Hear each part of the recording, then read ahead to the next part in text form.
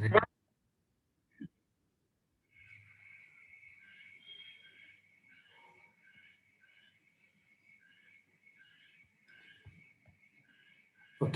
आज चाहिँ हामी के गर्छौँ भनेदेखि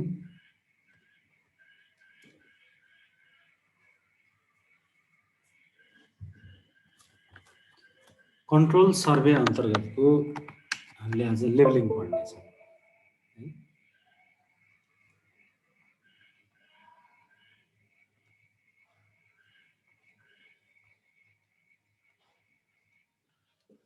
लेभलिङ पढ्नेछौँ। सर्वप्रथम यसको परिभाषा दिँदाखेरि के हो त लेभलिङ भनेको?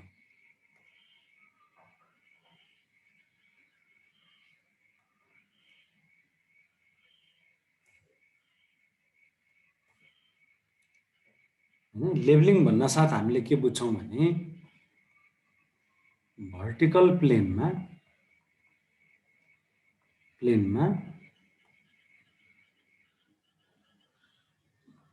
दुई बिन्दु बीचको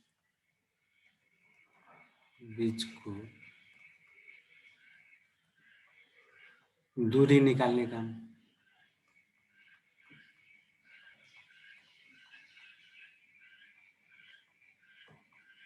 यो भनेकै के हो त? हाइट डिफरेन्स निकाल्ने काम।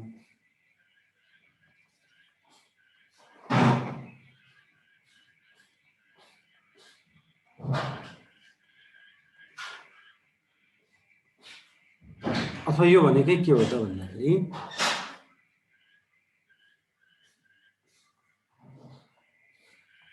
कुनै परिकल्पना गरिएको अथवा कुनै मानिएको भनौँ न, कुनै मानिएको ड्याटमदेखि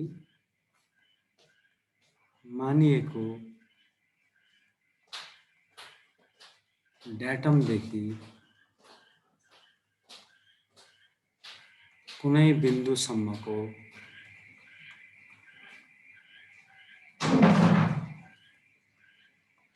ठाडो दूरी निकाल्ने काम।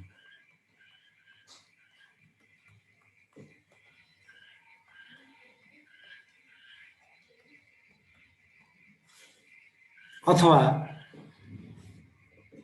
यो भनेकै के हो त अल्टिमेटली भनेदेखि बेन्चमार्क स्थापना गर्ने काम।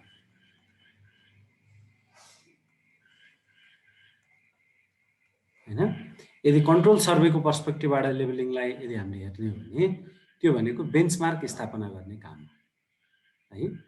अथवा कुनै पनि बिन्दुको हामीले उचाइ पत्ता लगायौँ भनेदेखि त्यो भनेको के हो त? लेभलिङ। दुईटा बिन्दु बीचको उचाइको भिन्नता पत्ता लगायौँ भने त्यो के हो त? लेभलिङ है। भर्टिकल प्लेनमा हामीले दुई बिन्दु बीच भर्टिकल डिस्टेन्स अथवा हाइट डिफरेन्स पत्ता लगायौँ भने त्यो के हो त? लेभलिङ।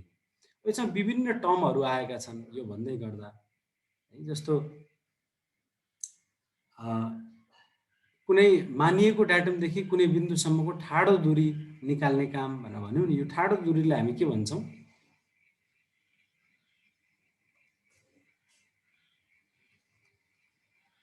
रिड्युस्ड लेभल भन्छौँ है। के हो त यो रिड्युस्ड लेभल भनेको त भन्दा के अरे कुनै मानिएको डाटमदेखि हैन कुनै पनि बिन्दुसम्मको ठाडो दूरीलाई हामी सो बिन्दुको के भन्छौँ त? आरएल भन्छौँ, रिड्युस्ड लेभल भन्छौँ है। डाटमदेखि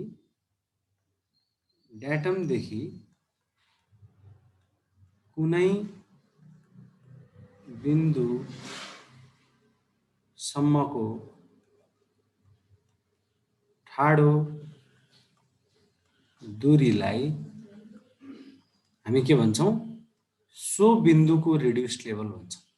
सो बिन्दुको रिड्युस्ड लेभल भनिन्छ हैन त। यदि हामीले डाटमदेखि कुनै बिन्दुसम्मको ठाडो दूरी भन्छौँ भने त्यो भनेकै सो बिन्दुको रिड्युस्ड लेभलको बारेमा हामी चर्चा गर्दैछौँ भन्ने कुरा बुझ्न पर्यो। मलाई सुन्दैछौ र बुझ्दै पनि छौ? च्याट बक्समा लेख।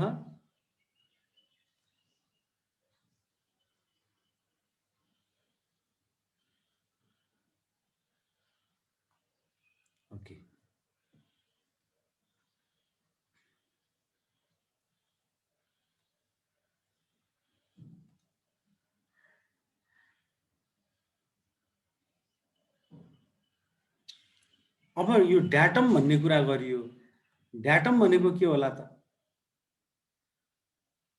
है?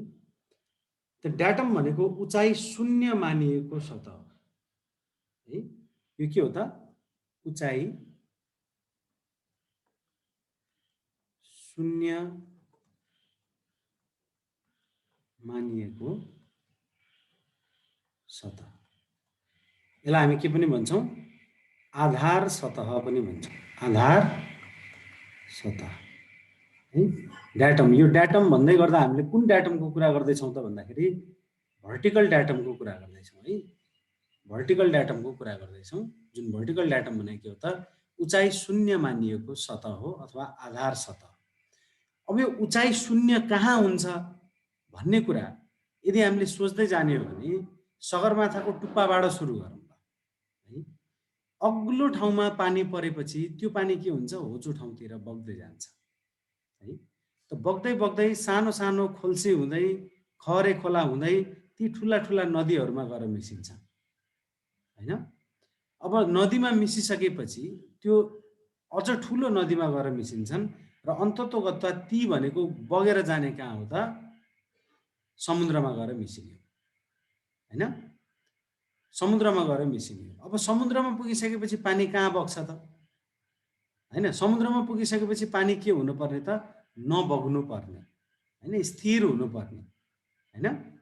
त त्यहाँनिर पानी नबग्नु पर्ने, स्थिर हुनुपर्ने, तर त्यहाँ पनि पानी के हुन्छ त? स्थिर चाहिँ हुँदैन, बग्या चाहिँ पनि हुँदैन यताउता कहीँ पनि, तर त्यहाँ पानीको सतह स्थिर पनि हुँदैन हैन। त यदि समुद्रको सतह स्थिर हुने भइदिया भए त्यही समुद्रको जुन सतह हो त्यो सतहलाई हामी के भन्न सक्थ्यौँ? ड्याटम अथवा उचाइ शून्य मान्न सक्थ्यौँ त्यसको। त त्यो हामीले चाहिँ के गर्न सकेनौँ त भन्दाखेरि त्यो चाहिँ ठ्याक्क स्थिर नभएको हुनाले हामीले त्यहाँनिर ठ्याक्क यति हो यो जिरो हाइट भन्ने कुरा पत्ता लगाउन सकेनौँ। त्यसो हुँदाखेरि त्यहाँ के गरियो भने टाइड गजहरू राखेर है, टाइड गज, यो टाइड गज भनेको चाहिँ स्टाफ जस्तै हैन, भर्टिकली प्लेस गरेर चाहिँ हैन, जस्तो ग्रेजुएटिङ स्टाफ नै हो यो पनि टाइड गज भनेको, जहाँ चाहिँ समुद्री छालहरूको मापन गर्नका लागि चाहिँ समुद्रको किनारामा राखिन्छ हैन। त अब यस्तो यो टाइड गजहरूमा चाहिँ आवरली अब्जर्भेसन प्रत्येक घन्टा यो टाइडको चाहिँ अवलोकन गरिन्छ कि कहाँनिर आइपुग्यो त टाइड हैन। त यस्तो अवलोकनहरूको 19 वर्षसम्मको एभरेजले चाहिँ के दिन्छ भन्दाखेरि मध्य समुद्री सतह दिन्छ, मिन सी लेभल। ठिक छ। त यसरी पहिला सुरुमा मिन सी लेभल पत्ता लगाइन्छ र त्यो मिन सी लेभल भनेकै के हो त? ड्याटम, उचाइ शून्य मानिएको सतह है। अब यो मिन सी लेभल भनेर भन्दै गर्दा हाम्रो जस्तो भूपरिवेष्टित मुलुकमा कहाँबाट आओस् समुद्र र हामीले मिन सी लेभल लिउँ हैन। त हामीले के गर्न सक्छौँ त भन्दाखेरि छिमेकी राष्ट्र यदि चाहिँ भूपरिवेष्टित छैन भने त्यस्ता छिमेकी राष्ट्रहरूको चाहिँ हामीले के गर्न सक्छौँ त? आधार सतहलाई आधार सतहको रूपमा चाहिँ मानिआउन सक्छौँ। र हामीले के गरेका छौँ भनेदेखि भारतले मानिआएको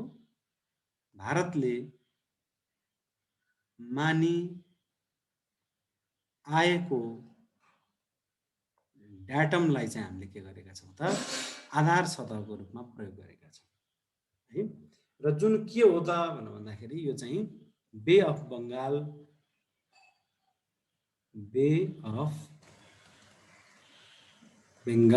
भनेर चाहिँ थाहा पाउनु पर्यो। बे अफ बेङ्गाललाई चाहिँ हामीले के गरेका छौँ त? आधार सतहको रूपमा प्रयोग गरेका छौँ, मिन सी लेभलको रूपमा प्रयोग गरेका छौँ। अब यो ड्याटम भन्दै गर्दा मिन सी लेभलै भन्ने त हैन। त ड्याटम भनेको चाहिँ के हो भन्दाखेरि यो जेनेरिक टर्म भयो हैन। ड्याटम भन्ने बित्तिकै यो चाहिँ ड्याटम भनेपछि सक्यो हैन। त्यो ड्याटमको एक्जाम्पल के हो त? Mean sea level. त्यसले गर्दाखेरि कहिलेकाहीँ अप्सनमा ड्याटम र मिन सी लेभल दुइटै आइरहेको छ भनेदेखि हामीले ड्याटमलाई बढी प्राथमिकता दिनुपर्छ। हुन त कुरा चाहिँ एउटै हो, कुरा केही पनि फरक छैन, कन्सेप्ट चाहिँ लिन पर्यो हैन, कुरा बुझ्न पर्यो। तर अब कोही कोही बेलामा चाहिँ अप्सनहरू मिन सी लेभल डाटम भनेर चाहिँ आइदियो भने डाटम भन्ने अप्सनलाई उपयुक्त रूपमा लगाउनु पर्यो। जस्तो उदाहरणका लागि तिमीलाई के सोधियो भनेदेखि के अरे हाइट अफ इन्स्ट्रुमेन्ट भनेको के हो होइन? त डाटमदेखि लाइन अफ साइटसम्मको ठाडो दूरीलाई हामी के भन्छौँ? हाइट अफ इन्स्ट्रुमेन्ट भन्छौँ लेभलिङमा होइन? लेभलिङमा चाहिँ हाइट अफ इन्स्ट्रुमेन्ट भनेको त्यो तल भुइँदेखि लिएर इन्स्ट्रुमेन्टको एक्सेससम्मको हाइट होइन। लेभलिङमा चाहिँ हाइट अफ इन्स्ट्रुमेन्ट भनेको के हो त? डाटमदेखिकै हामीले मेजरमेन्ट गर्नुपर्ने हुन्छ।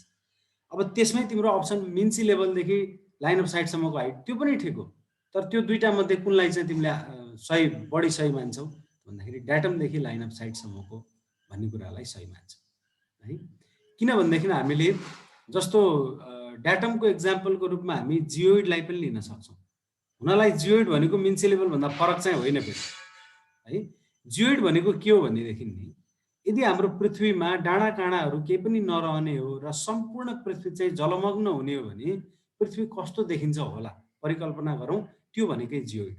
र अन्ततोगत्ता त्यो भनेकै के हो भनेदेखि जुन मिन सी लेभल हामीले परिकल्पना गरेका छौँ त्यो मिन सी लेभल हाम्रो यहाँ भनौँ न अहिले तिमी जहाँ उभिरहेका छौ त्यहाँ त समुद्र छैन, त तिमी उभिएको बिन्दुबाट कति मुनि समुद्री सतह छ त? मिन सी लेभल छ त होइन?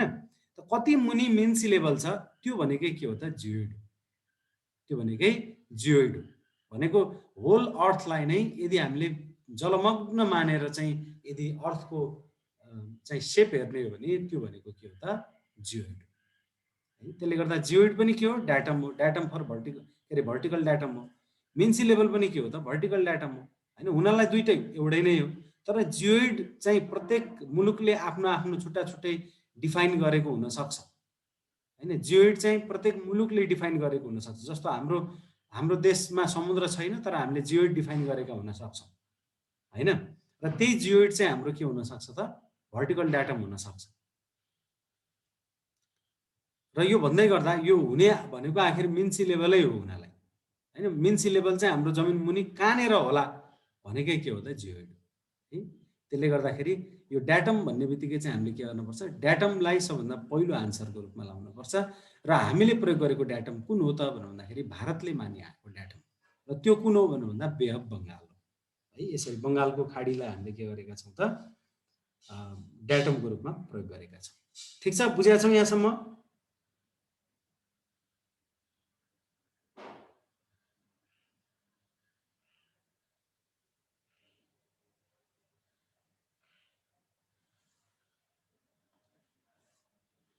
ओके। अनि यो डाटम भनेको के हो त भन्दाखेरि यो डाटम कस्तो सर्फेस हुने भयो त? यसको मतलब लेभल सर्फेस हुने भयो होइन त? लेभल सर्फेस हुने भयो। लेभल सर्फेस भनेको के भनेदेखि कसरी बुझ भनेदेखि नि लेभल सर्फेसलाई चाहिँ पानी एक ठाउँबाट अर्को ठाउँमा नबग्ने भयो भने ती दुईटा बिन्दुहरू चाहिँ एउटै लेभल सर्फेसमा हुन्छन् भन्ने बुझ होइन? मैले सुरुवातमै पानीको बहावबाट नै तिमीलाई मैले कुरो बुझाउने प्रयास गरेको छु होइन? जिरो लेभल भन्ने बित्तिकै पानी बग्दै बग्दै गयो, जहाँनिर पानी बग्न बन्द भयो होइन? त्यसलाई नै हामीले के भन्यौँ? डाटम भन्यौँ होइन? भनेपछि पानी बग्न भनौँ न, पानी जहाँ एउटा बिन्दुबाट अर्को बिन्दुमा पानी बग्छ भन्नुको मतलब त्यहाँनिर उचाइ भिन्नता छ। यदि एउटै उचाइमा भएका दुईटा बिन्दुहरू एकै ठाउँमा छन् भने त्यो दुईटा बिन्दुहरू बिच पानी चाहिँ बहाव हुँदैन त्यहाँनिर। यसलाई परिकल्पना गर्नलाई तिमीले के गर्न सक्छौ भने पोखरी खन होइन? त्यहाँनिर पानी लगाऊ। पानी लगाउँदाखेरि के देखिन्छ? पानी लगाउँदाखेरि चाहिँ पानीको बहाव जहाँ उबड खाबड हुन्छ त्यो पोखरीमा होइन? सुरुमा खन्दाखेरि त तिमीले ठ्याक्कै एउटै लेभलमा खनेका त हुँदैनौ होइन? पानी उबड खाबड भएको ठाउँमा जहाँनिर बढी खाल्टो छ त्यहाँनिर पहिला पानी गएर बग्न खोज्छ, त्यहाँ गएर पानी पहिला जम्मा हुन खोज्छ। त्यसपछि पानी के हुन्छन्? पानीको सतह वृद्धि हुन्छ। पानी बग्दैन, बग्ने होइन, यहाँ के हुन्छ? सतह वृद्धि हुन्छ। यदि तिमीले बन्द गर्यौ भने त्यहाँ एक ठाउँबाट अर्को ठाउँमा पानी बगेको हुँदैन नि त, त्यो सतह मात्र। अघि यहाँनिर एउटा सतह छ, पानी थप्दै गएको छौ, सतह यहाँनिर आइपुग्यो होइन? त त्यस्तो हुन्छ पोखरीमा है। त यदि अब पानी तिमीले यहाँबाट हाल्न बन्द गरिदेऊ भनेपछि अब यहाँनिर एक ठाउँबाट अर्को ठाउँमा पानी बग्छ त बग्दैन नि, यो स्थिर हुन्छ। यो के हो? स्थिर पानीको सतह। स्थिर पानीको सतहलाई तिमीले परिकल्पना गर्यो भने त्यो भनेको के हो त? लेभल सर्फेस हो। र लेभल सर्फेसलाई हामी के पनि भन्छौँ? इक्विपोटेन्शियल सर्फेस भन्छौँ। इक्विपोटेन्शियल सर्फेस भन्छौँ। यो भनेको के हो भने पानी एक ठाउँबाट अर्को ठाउँमा बग्ने भनेको त ग्राभिटीले गर्दा हो नि, अर्थले आफूतिर ताने हो नि त, हैन? त यदि पृथ्वीले आफूतिर तान्न सक्ने क्षमता, जसलाई हामी के अरे भनौँ न पोटेन्सियल भनौँ न, अर्थको पोटेन्सियल एनर्जी भनौँ न, यदि दुईटा बिन्दुहरूमा बराबर हुन्छ भनेदेखि त्यसलाई हामी के भन्छौँ? इक्विपोटेन्सियल भनेर भन्छौँ। त्यो दुईटा बिन्दुहरू भनेको जस्तो यहाँ र यहाँ यो दुईटा बिन्दुहरू यस्ता बिन्दुहरू हुन् जहाँ चाहिँ पृथ्वीले आफूतिर तान्न सक्ने क्षमता बराबर राख्छ, हैन? भने यहाँबाट यहाँ पानी बग्दैन। तर यहाँबाट जस्तो भनौँ न, यहाँ परेको पानी यहाँ बग्छ। तर यदि यो दुईटा बिन्दुहरू इक्विपोटेन्शियल हुनु भने यहाँबाट यहाँ पानी बग्दैन है। यो पानी यहाँ बग्दैन, यहाँको पानी यहाँ बग्दैन, हैन? पानी एक ठाउँबाट अर्को ठाउँमा बग्दैन भने तिमीले के बुझ? इक्विपोटेन्शियल भन्ने बुझ। त्यो भनेको लेभल सर्फेस है। र ड्याटम आफैमा एउटा के हो त? लेभल सर्फेस पनि हो र इक्विपोटेन्शियल सर्फेस पनि हो। अब तिमीले फेरि ड्याटम भनेको ड्याटम लेभल सर्फेस पनि हुन्छ, ड्याटम इक्विपोटेन्शियल सर्फेस पनि हुन्छ। अब यो भन्दै गर्दा भयभरका जति सबै लेभल सर्फेसहरू ड्याटम हुन्, भयभरका इक्विपोटेन्शियल सर्फेस चाहिँ ड्याटम हुन् भन्ने कुरा चाहिँ नबुझ, हैन? जस्तो उचाइ बराबर भएका, हैन, बराबरी समुद्री सतहदेखिको बराबरी उचाइ भएका बिन्दुहरू, हैन, यदि हामीले चाहिँ परिकल्पना गऱ्यौँ ती बिन्दुहरूलाई कन्टेन गर्ने कुनै सर्फेस छ भने त्यो सर्फेस पनि के हो त? लेभल सर्फेस हो, हैन? जस्तो यो भयो जिरो लेभल सर्फेस, जसलाई हामीले के भन्यौँ? जियोइड भन्यौँ, मिन सी लेभल भन्यौँ, हैन? यो भयो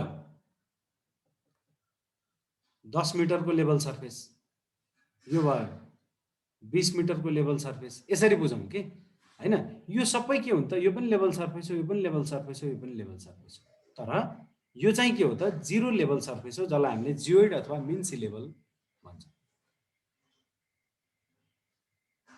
अब जियोइड इरेगुलर सर्फेस भन्न मिल्छ है सर? मिल्छ। जियोइड भनेको इरेगुलर नै हुन्छ, हैन? अर्थको सेप नै इरेगुलर छ है, जियोइड इरेगुलर हुन्छ।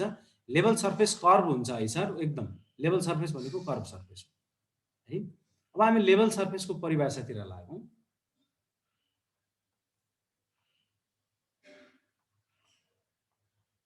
त लेभल सर्फेस भनेको के हो त? इक्विपोटेन्शियल सर्फेस हो भन्ने कुरा हामीले बुझिसक्यौँ, हैन? इक्विपोटेन्शियल भने के हो? जहाँ प्रत्येक बिन्दुमा, हैन, लेभल सर्फेस भनेको यस्तो सर्फेस हो जसको प्रत्येक बिन्दुमा पृथ्वीले आफूतिर तान्न सक्ने क्षमता के राख्छ? बराबर राख्छ, जसलाई हामी इक्विपोटेन्शियल भन्छौँ, हैन? त लेभल सर्फेस भनेको यस्तो कर्भ सर्फेस हो, यहाँ कर्भ सर्फेस त कर्भ सर्फेस हो, तर यो यस्तो कर्भ सर्फेस हो नि जसको प्रत्येक बिन्दुमा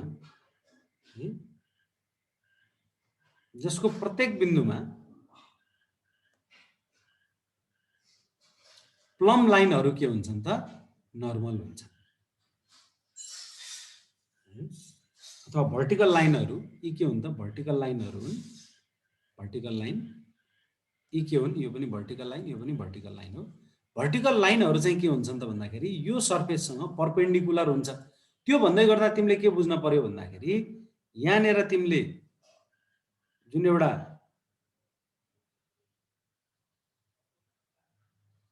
टेन्जेन्शियल सर्फेस इमेजिन गर्छौ, हैन? यहाँ पनि टेन्जेन्शियल सर्फेस इमेजिन गर, यहाँ पनि एउटा टेन्जेन्शियल सर्फेस इमेजिन गर। त यी टेन्जेन्शियल सर्फेसहरूसँग चाहिँ यो के हुने हो त? 90 डिग्री हुने हो। ठिक छ? कुरो बुझ्यो हैन? कर्भ र स्ट्रेट लाइन बीचको एंगल भनेको के हो भन्ने कुरा मैले फन्डामेन्टलमै भनिसकेको छु, डेफिनेसन अफ टर्म्समै मैले यो कुरा उल्लेख गरिसकेको छु, हैन? एउटा कुनै कर्भ र एउटा स्ट्रेट लाइन बिचको एंगल भनेको के हुन्छ भने त्यो स्ट्रेट लाइनले कर्वमा कुन बिन्दुमा काट्छ त्यो काटेको बिन्दुमा स्पर्श रेखा खिच्ने त्यो स्पर्श रेखा र यो स्ट्रेट लाइन बिचको जुन एंगल हुन्छ त्यो एंगललाई नै हामी के भन्छौं स्ट्रेट लाइन र कर्व बिचको एंगल भन्छौं है। टेन्जेन्शियल भनेको छोएर जाने स्पर्श रेखा है। यो कर्वमा यसलाई स्पर्श रेखा यहाँनिर स्पर्श रेखा यो भयो हैन यो भर्टिकल लाइन भयो यो भर्टिकल लाइन र यो स्पर्श रेखा बिचको एंगल कति हो त 90 डिग्री। यो भर्टिकल लाइन र स्पर्श रेखा बिचको एंगल 90 डिग्री। यो भर्टिकल लाइन र भर्टिकल लाइनले यहाँ यो सर्फेसमा जानेर काट्यो त्यहाँ स्पर्श रेखा खिचौं र यो स्पर्श रेखा र यो भर्टिकल लाइन बिचको एंगल भनेको 90 डिग्री है। यो भयो। त हामीले के भन्यौं लेभल सर्फेस भनेको यस्तो वक्र सतह हो जसको प्रत्येक बिन्दुमा जहाँसुकै हामी लियौं त्यहाँनेर भर्टिकल लाइन के हुन्छन् त नर्मल हुन्छन् परपेन्डिकुलर हुन्छन् है। अब लेभल लाइन भन्ने कुरा आउँछ। लेभल लाइन भनेको के हो हैन जस्तो लेभल सर्फेस भनेको त एउटा सतह भयो। यो त के हो त भन्दाखेरि एउटा सतह हो। यो सतहमा पर्ने कुनै पनि रेखालाई हामी के भन्छौं लेभल सर्फेस भन्छौं। तिमीसँग अहिले जुन कपीमा तिमीले लेखिराखेका छौ त्यो कपीलाई चाहिँ खुम्चाएर कर्व बनाइहेर र त्यसको माथिल्लो सतह हेर त्यो सतह भनेको चाहिँ लेभल सर्फेस भन्ने बुझ। त्यहाँ कुनै एउटा रेखा खिच जस्तो मैले यहाँनिर अहिले यसरी भने तिमीले कपीलाई बङ्ग्याउँदै गर्दा त यस्तो देख्छौ नि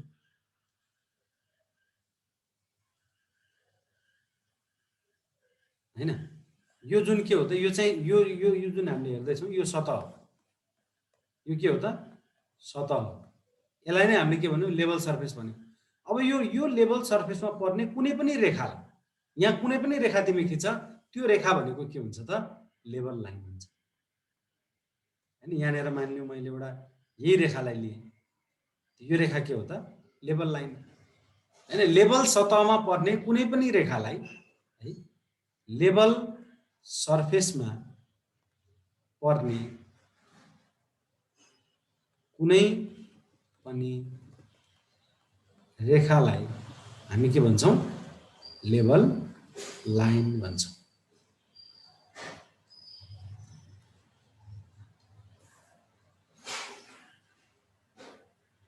अरुण शाह अप्सनमा नर्मल र परपेन्डिकुलर आएमा कुन हुन्छ? अब तिमीलाई त्यस्तो अवस्थामा नि तिमीलाई जुन गर्न मन लाग्छ त्यही गर। अनि लोकसेवा आयोगमा एउटा उजुरी हाल्देऊ यो एउटै खालको चाहिँ शब्दावलीहरू चाहिँ दुई ठाउँमा प्रयोग भएको हुनाले सो प्रश्नलाई चाहिँ खारेज गरी पाऊँ भनेर एउटा निवेदन हाल्देऊ। त्यहाँ श्रीमानहरूले चाहिँ त्यो निवेदन उप कारबाही गर्नुहुन्छ। ठिक छ अरुण शाह? अरुण शाह ठिक छ? बुझ्यौ कुरो? नर्मल र परपेन्डिकुलर आयो भने के गर्ने भनेर सोधिरहेछौ नि यस्तो आयो भनेदेखि उजुरी गर्ने है। एउटै खालको अप्सनहरू चाहिँ दुई ठाउँमा राखेर प्रशिक्षार्थीलाई झुक्काइएकोमा चाहिँ त्यो प्रश्न बनाउनेलाई कारबाही गरी पाऊँ भनेर लेखे पनि हुन्छ है।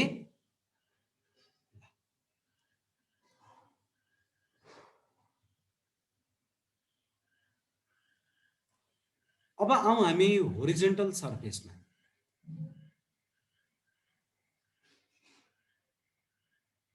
यसको बारेमा पनि मैले डेफिनेसन अफ टर्म्स भन्ने बेलामा भनिसकेको छु। यहीँनिर हेरौँ त यो कर्व सर्फेसमा यो कर्व सर्फेस हो। यदि मैले यो एउटा प्लेन मैले चाहिँ यस्तो प्रकारले चाहिँ मैले खिचेँ हैन यो प्लेन सर्फेस हो। यस्तो प्रकारले मैले यो खिचेँ कि यो प्लेन सर्फेस चाहिँ के छ त यो कर्व सर्फेससँग ट्यान्जेन्सियल छ स्पर्श हुने गरी छ एउटै मात्रै बिन्दुमा छुने गरी छ भने यस्तो ट्यान्जेन्सियल सर्फेसलाई म के भन्छु त भन्दाखेरि होरिजेन्टल प्लेन भन्छौँ अथवा होरिजेन्टल सर्फेस भन्छौँ। ठिक छ? होरिजेन्टल सर्फेस भनेको यस्तो प्लेन सर्फेस हो यस्तो प्लेन सर्फेस हो जुन के हुन्छ प्लेन सर्फेस जुन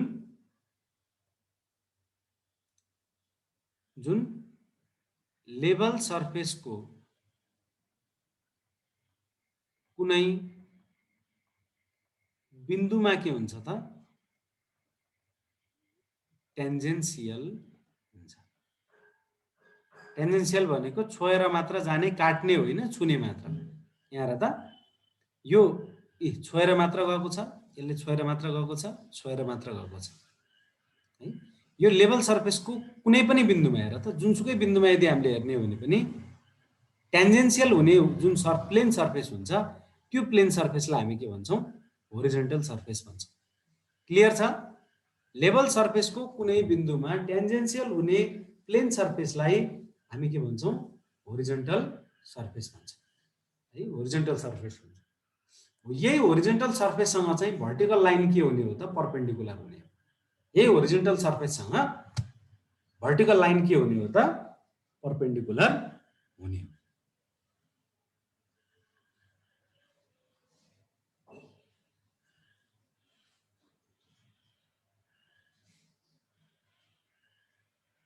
ठिक छ, बुझ्या छौ? अब होरिजोन्टल लाइन भनेको के हो?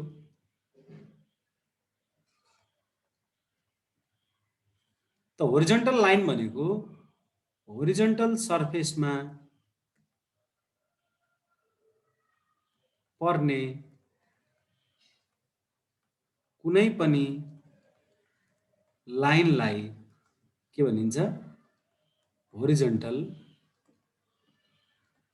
लाइन भनिन्छ।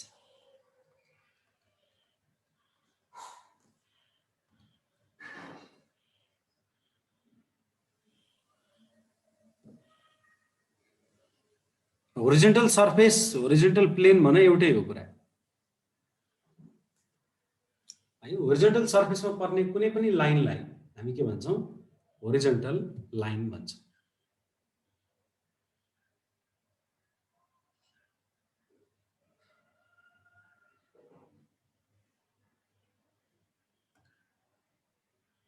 अब आउँ हामी अर्को टर्ममा, बेन्चमार्क। बेन्चमार्क भनेको चाहिँ के हो त भन्दाखेरि उचाइ थाहा भएको बिन्दु है। यो के हो? उचाइ ज्ञात भएको बिन्दु हो है। त उचाइ ज्ञात भएको बिन्दु भन्दैमा सबै उचाइ ज्ञात भएको बिन्दुहरू चाहिँ बेन्चमार्क हुन्छन् भन्ने पनि छैन। फेरि कुनै ठाउँको उचाइ तिमीले थाहा पायौ, अब त्यो बेन्चमार्क हो त? नहुन नि सक्छ हैन। यो के हो भनेदेखि यस्तो उचाइ ज्ञात भएको बिन्दु जसलाई हामीले चाहिँ के को रूपमा प्रयोग गर्छौँ त? अरू विभिन्न बिन्दुहरूको उचाइ पत्ता लगाउनका लागि रेफरेन्सको रूपमा लिन्छ। त्यो भनेकै बेन्चमार्क है। कन्ट्रोल पोइन्ट हो नि त बेन्चमार्क भनेको त। उचाइ ज्ञात भएको कन्ट्रोल पोइन्ट हो बेन्चमार्क भनेको हैन। हाइट नन भएको कन्ट्रोल पोइन्ट हो है। अब यी बिन्दुहरू, यो बेन्चमार्कहरूलाई चाहिँ हामीले के गर्छौँ भनेदेखि डाइरेक्ट लेभलिङबाट हैन, डाइरेक्ट लेभलिङबाट चाहिँ हामी के गर्छौँ? यसलाई स्थापना गर्छौँ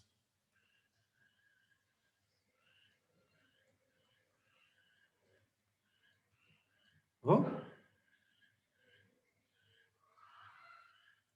अब यो लेभलिङको काम यदि तिमीले हेर्छौ भनेदेखि जहिले पनि के हुन्छ? बेन्चमार्कबाटै सुरु हुन्छ हैन, बेन्चमार्कबाटै सुरु हुन्छ।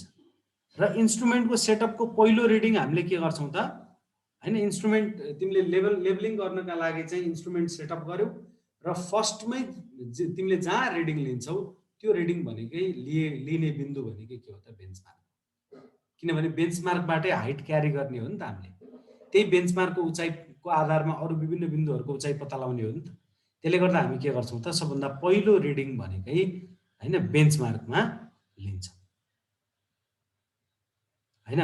र त्यो रिडिङलाई नै हामी के भन्छौँ? ब्याकसाइड रिडिङ पनि भन्छौँ हैन।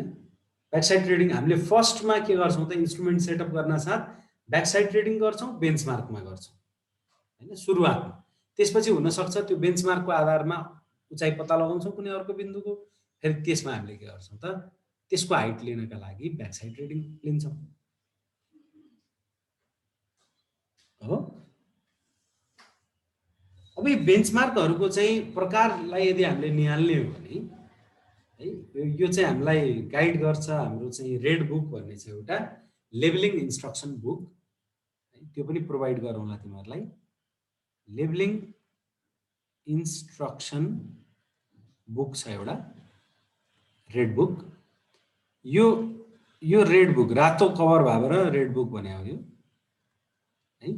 यो लेबलिङ इन्स्ट्रक्सन बुक जुन छ यो लेबलिङ इन्स्ट्रक्सन बुकको आधारमा चाहिँ यदि हामीले हेर्ने हो भनेदेखि बेन्चमार्कलाई उसले दुई प्रकारको भनेर भनेको छ।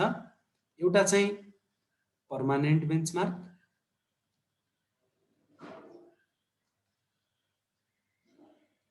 र अर्को चाहिँ टेम्पोररी बेन्चमार्क है। अब पर्मानेन्ट बेन्चमार्क भनेको के हो त भन्दाखेरि कम्तीमा 50 वर्षसम्म है, कम्तीमा 50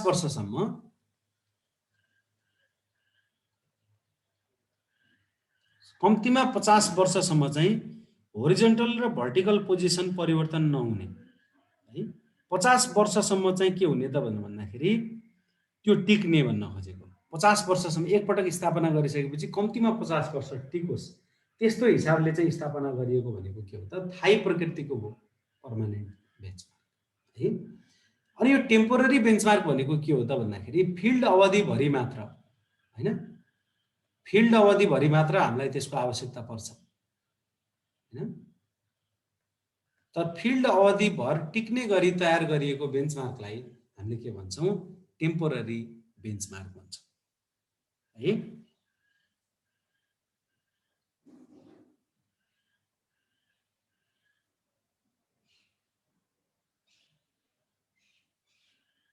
तिमीहरू के लेख्छौ यार यो रेफरेन्स सर्फेसमा हुँदैन सर फर्स्ट रिडिङ?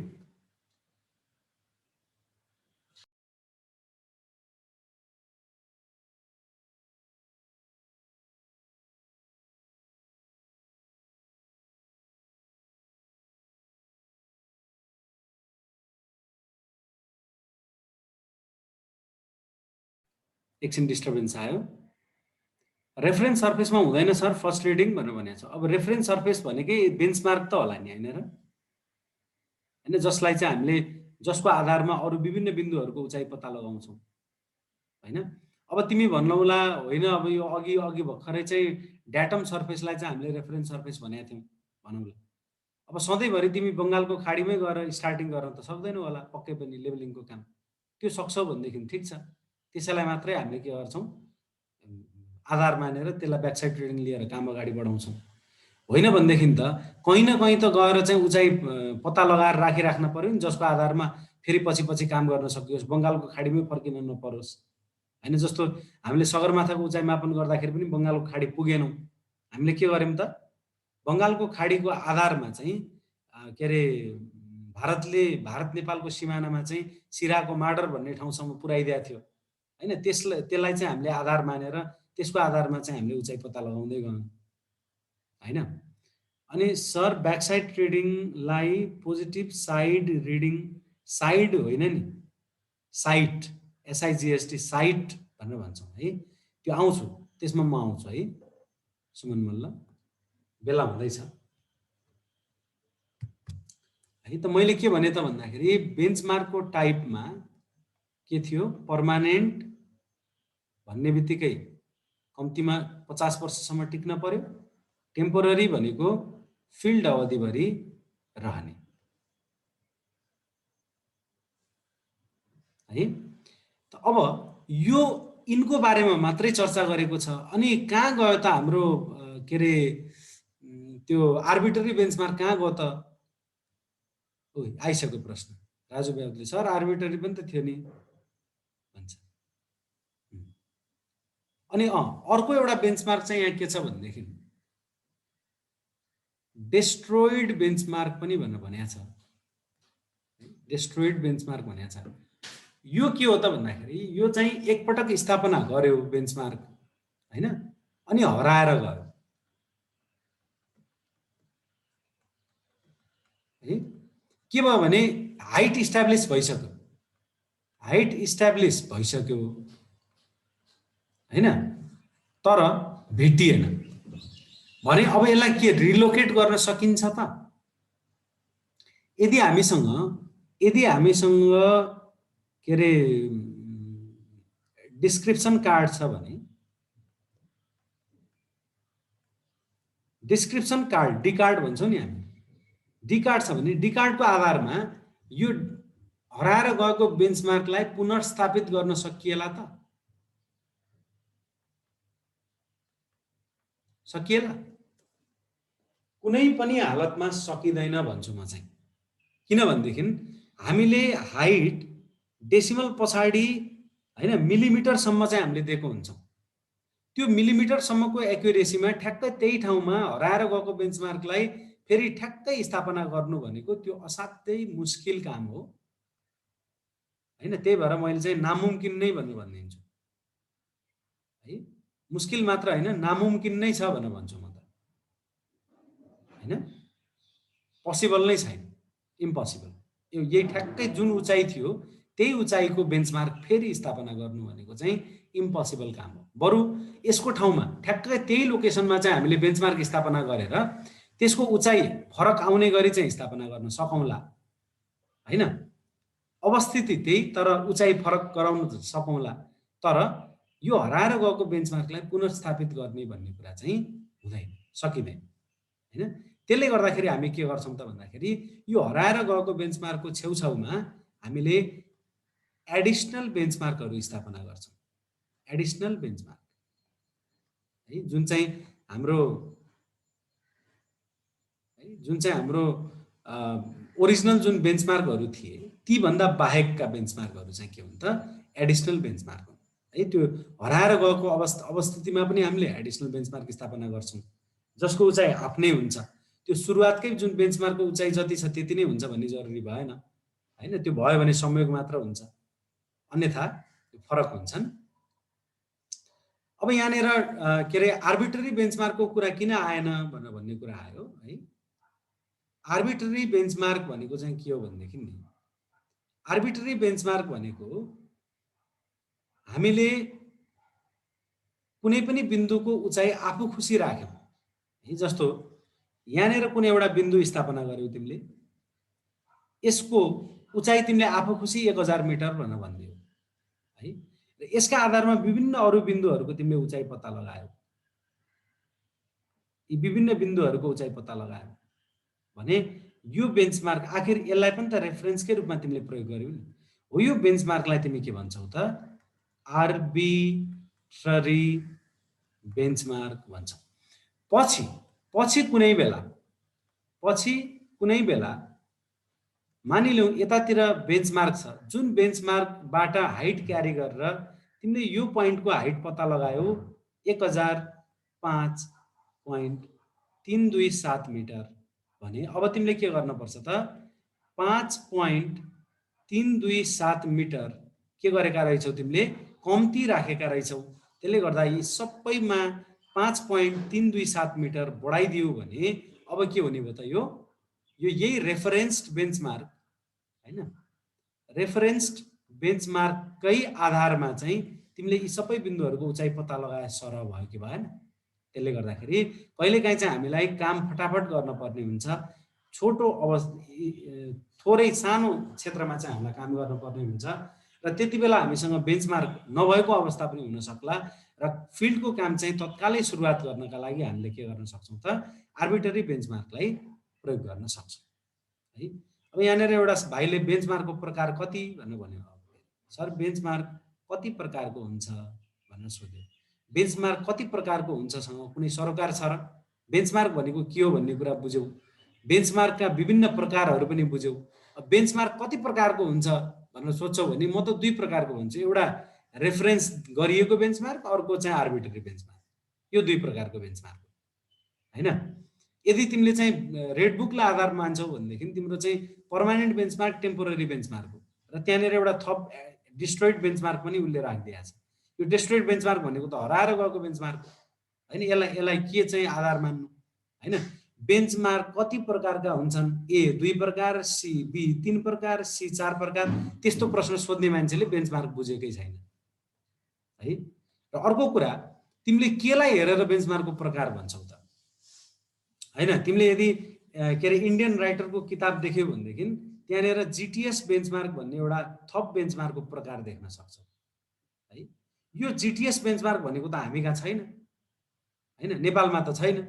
हो। अब त्यहीबाट हेरेर तिमीले चाहिँ एउटा एउटा चाहिँ पर्मानेन्ट बेन्चमार्क हैन, एउटा टेम्पोररी बेन्चमार्क, एउटा चाहिँ आर्बिट्रेरी बेन्चमार्क र एउटा चाहिँ जीटीएस बेन्चमार्क गरेर जम्माजम्मी 4 प्रकारका बेन्चमार्क हुने रहेछन् भनेर कण्ठ गर्यो भनेदेखि त बर्बाद भएन हैन। कति प्रकार हुन्छन् भन्ने सरोकारै छैन, के हुन् भन्ने कुरा सरोकार हो नि हैन।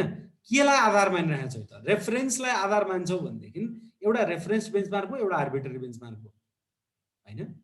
यदि तिमी चाहिँ टिकाउपनाकोलाई आधार मान्छौ भनेदेखि एउटा पर्मानेन्ट बेन्चमार्क हो जुन 50 वर्षसम्म टिक्ने, टेम्पोररी बेन्चमार्क हो फिल्ड अवधिभरि टिक्ने, डेस्ट्रोइड बेन्चमार्क हो टिक्दैन टिक्ने हैन। अब यो टिक्दै नटिक्ने किन भयो त भन्दाखेरि एकपटक स्थापना गरिसकेपछि हराएर गयो, भयो होला कसैले उखेलिदियो। यदि नउखेलेको भए त्यो त के हुन्थ्यो? त्यो त आखिर पर्मानेन्ट बेन्चमार्क नै हो नि। त्यसले गर्दा यसलाई छुट्टै बेन्चमार्कको प्रकार भनेर राखिराख्नु जरुरी छ र छैन नि हैन। मात्र तिमीले बुझ्नु के पर्यो भनेदेखि पर्मानेन्ट बेन्चमार्क भनेको के हो, टेम्पोररी बेन्चमार्क भनेको के हो, डेस्ट्रोइड बेन्चमार्क भनेको के हो, आर्बिट्रेरी बेन्चमार्क भनेको के हो, एडिसनल बेन्चमार्कहरू भनेका के हुन् हैन। र सँगसँगै यो जीटीएस भनेको चाहिँ के हो त भन्दाखेरि भारतमा great trigonometrical survey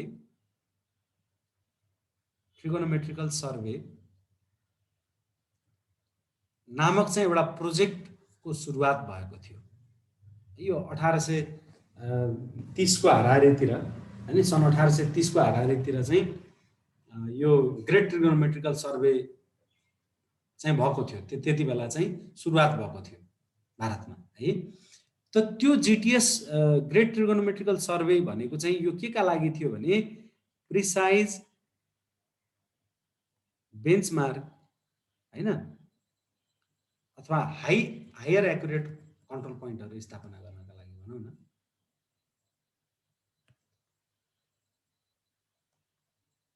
higher accurate control पोइन्टहरु स्थापना गर्नका लागि चाहिँ के थियो त यो ग्रेट ट्रिगोनोमेट्रिकल सर्वे थियो। अब यसमा चाहिँ के गरियो भनेदेखि बेन्चमार्कहरु पनि स्थापना गरिए र सँगसँगै नियन्त्रण बिन्दु, यो दुई आयामिक नियन्त्रण बिन्दुहरु हैन, अरु होरिजोन्टल कन्ट्रोल पोइन्टहरु पनि स्थापना भए, अरु कन्ट्रोल पोइन्टहरु पनि स्थापना भए। त यो ग्रेट ट्रिगोनोमेट्रिकल सर्वे मार्फत स्थापना भएका ती हाई प्रिसाइज हाइली एक्युरेट बेन्चमार्कहरुलाई के भनिन्छ भन्दाखेरि जीटीएस बेन्चमार्क, ग्रेट ट्रिगोनोमेट्रिकल सर्वेबाट स्थापना भएका बेन्चमार्क भनिन्छ हैन। आखिर यी पनि त आखिर पर्मानेन्टै हुन् नि हैन, पर्मानेन्ट थाई प्रकृतिकै बेन्चमार्क हुन्, जसलाई चाहिँ अब 1830 तिर चाहिँ स्थापना गरिएको भए तापनि हालसम्म पनि त्यसलाई के गरिएको छ त संरक्षण गरिएको छ, अपडेट गरिएको छ हैन। त त्यसले गर्दाखेरि यो प्रकार कति प्रकारका छन् भन्दा पनि के हुन्, कसो कसो हुन्, कन्सेप्ट लिनु जरुरी छ है। र यदि मलाई सोध्छौ भनेदेखि म चाहिँ के भनिदिन्छु भने पर्मानेन्ट, टेम्पोररी र आर्बिट्रेरी हैन, त्यसरी तीन प्रकारको पनि भन्न सकिन्छ। धेरै जसो किताबहरुमा तिमीले हेर्यौ भने पर्मानेन्ट, टेम्पोररी र आर्बिट्रेरी गरेर तीन प्रकारको भनिन्छ है। यदि तिमीले चाहिँ रेड बुकलाई रेफरेन्स लियौ भने पर्मानेन्ट, टेम्पोररी, डेस्ट्रोइड भनेर त्यो पनि तीनै प्रकारको हो। त्यसले गर्दाखेरि अप्सन आयो भनेदेखि प्रकारमा तीन राख्दाखेरि सबभन्दा बढी मिल्दोजुल्दो हुन्छ, धेरै जसो किताबसँग मिल्दोजुल्दो हुन्छ है। यति भने मैले, अब बाँकी कुरा तिमीले कति प्रकारको लेख्ने कुरा चाहिँ तिम्रो आफ्नो कुरा।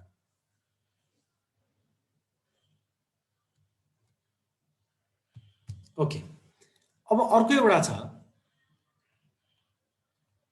डाटम स्टेसन है। अब यो डाटम स्टेसन भनेको के हो त भन्दाखेरि नि हाम्रो आफ्नै मिन्सी लेभल त छैन, त्यसले गर्दा हामीले के गरेका छौं भनेदेखि भारतले अवलम्बन गरेको डाटमलाई प्रयोग गरेका छौं। त भारतले के गर्दिन्छ भनेदेखि हाम्रो सिमानासम्म उले एउटा बेन्चमार्क स्थापना गर्दिन्छ, सिमानासम्म हैन।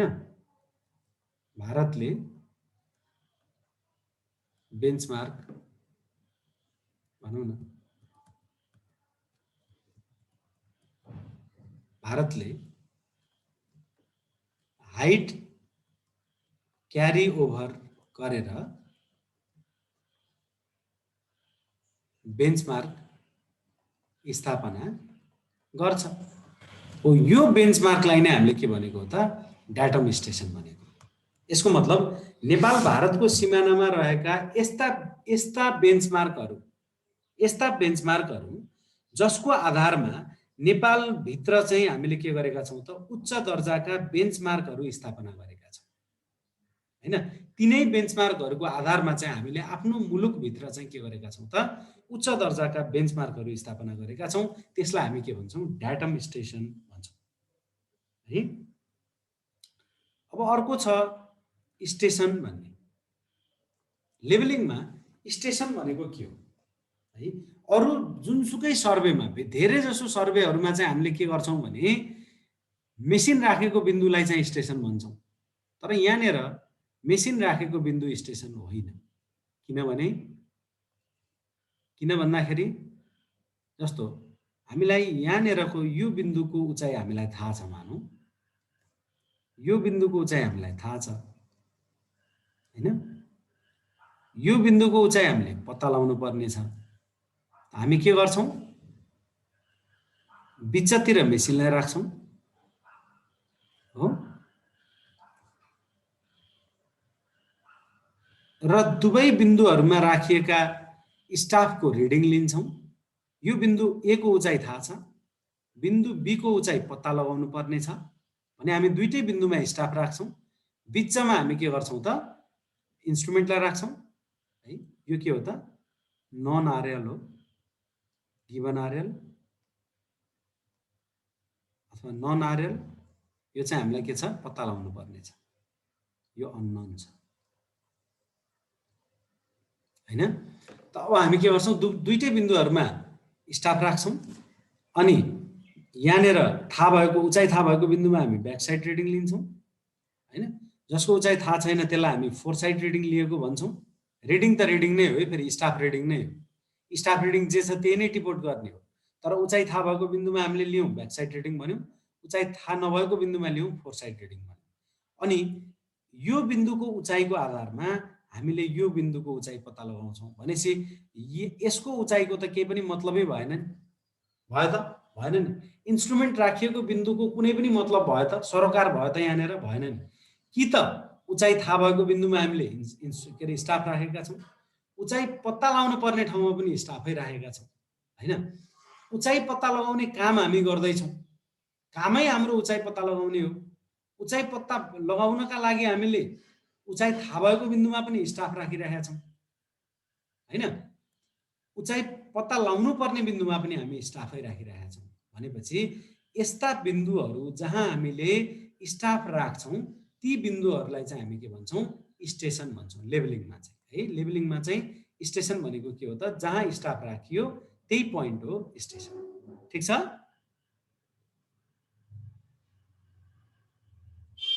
ठिक छ। लेभलिङको कार्यमा चाहिँ जहाँ स्टाफ राखिन्छ त्यही हो स्टेसन। यो इन्स्ट्रुमेन्ट राखिएको पोजिसनको कुनै सरोकार छ त छैन नि त हैन। दुईटै बिन्दु चाहिँ यो उपकरणबाट चाहिँ बराबरी दूरीमा पर्ने गरी चाहिँ राखे हुन्छ, जहाँ राखे पनि हुन्छ, सरोकार छैन, त्यसले केही सरोकार राख्दैन। त्यसो हुँदाखेरि स्टेसन भनेको के हो त जहाँ स्टाफ राखिन्छ त्यो भनेको स्टेसन। स्टाफ रिडिङ लिइने स्थान हैन, जहाँ हामी स्टाफ राखेर रिडिङ पढ्छौँ त्यो बिन्दुलाई हामी के भन्छौँ स्टेसन भन्छौँ। अब रिडिङको कुरा गर्दै गर्दा स्टाफ रिडिङ भनेको के हो त स्टाफ रिडिङ भनेको हाम्रो उपकरणले के गर्छ त होरिजोन्टल लाइन अफ साइट प्रोभाइड गर्छ। यो के हो होरिजोन्टल लाइन अफ साइट हो।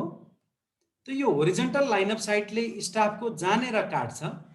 स्टाफको जिरोदेखि लिएर त्यहाँसम्मको रिडिङलाई नै हामी के भन्छौँ स्टाफ रिडिङ भन्छौँ है। त के हो त हामीले इन्स्ट्रुमेन्टले होरिजोन्टल लाइन अफ साइट प्रोभाइड गर्छ। त्यो होरिजोन्टल लाइन अफ साइटले चाहिँ स्टाफको जुन बिन्दुमा काट्छ त्यो काटिएको बिन्दुसम्म जिरोदेखि त्यो काटिएको बिन्दुसम्मलाई हामी के भन्छौँ त्यसको रिडिङलाई हामी स्टाफ रिडिङ भन्छौँ है। जस्तो यो पनि स्टाफ रिडिङ हो, यहाँ पनि यो जिरोदेखि यहाँसम्मको यो यहाँनिर काट्ला, यो पनि के हो त होरिजोन्टल लाइन अफ साइटले जानेर काट्यो, यो रिडिङलाई हामी के भन्छौँ स्टाफ रिडिङ भन्छौँ। स्टाफ रिडिङ विभिन्न प्रकारका हुन्छन् है। एउटा छ ब्याक साइड रिडिङ,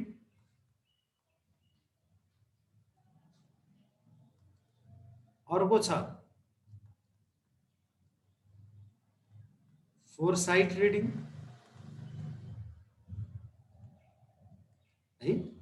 के हो यो ब्याकसाइड रिडिङ भनेको त भन्दा मानिलिउँ हाम्रो कामको प्रगति यसरी गइरहेको छ, किनभनेदेखि यो उचाइ थाहा भएको बिन्दु, यसको उचाइ थाहा छैन, फेरि यसको उचाइको आधारमा यसको उचाइ थाहा भयो हैन। अनि हामीले के गर्छौँ फेरि यहाँनिर यहाँ ब्याकसाइड रिडिङ लिन्छौँ, किनभने अब त यसको उचाइ थाहा भयो नि त। अनि फेरि यहाँनिर फोरसाइट रिडिङ लिन्छौँ हैन। त यसै गरी काम अगाडि बढ्छ भने यहाँ हेर त कामको प्रगतिको दिशा, प्रगति कताबाट कता भइरहेछ, एबाट बी हुँदै सी तिर प्रगति गइरहेको छ, यो दिशातिर प्रगति भइरहेको छ। त कामको प्रगतिको दिशामा लिने रिडिङलाई हामी के भन्छौँ, फरवर्ड स्टाफ रिडिङ भन्छौँ हैन। र कामको प्रगतिको विपरीत दिशातिर लिने रिडिङलाई हामी के भन्छौँ, ब्याकसाइड रिडिङ भन्छौँ। यहाँ हेर त काम यतापट्टि प्रगति भइरहेछ, यतापट्टि लिएको रिडिङलाई फोरसाइट भन्यौँ हैन, यतापट्टि लिनेलाई ब्याकसाइड भन्यौँ। नाम चाहिँ यसरी आएको, यो ब्याक र फोर आएको भनेको के हो त, तिम्रो प्रगतिको दिशाको विपरीततिर लिन्छौ भने ब्याकसाइड भन्छौ, र प्रगतिको चाहिँ प्रगतिकै दिशातिर लिन्छौ भने फोरसाइट भन्छौ। कुरा बुझ्यौ? अब यो ब्याकसाइड रिडिङ भनेको चाहिँ के हो त, अहिले त नाम किन ब्याकसाइड भन्ने कुरा गरेँ मैले हैन। यो नाम ब्याकसाइडको नाम ब्याकसाइड किन भयो भन्ने कुरा मात्र गरेँ अहिले। प्रगतिको दिशाको विपरीततिर भएको भएर ब्याक भने हो, प्रगतिकै दिशातिर भने भएर फोर भने हो हैन।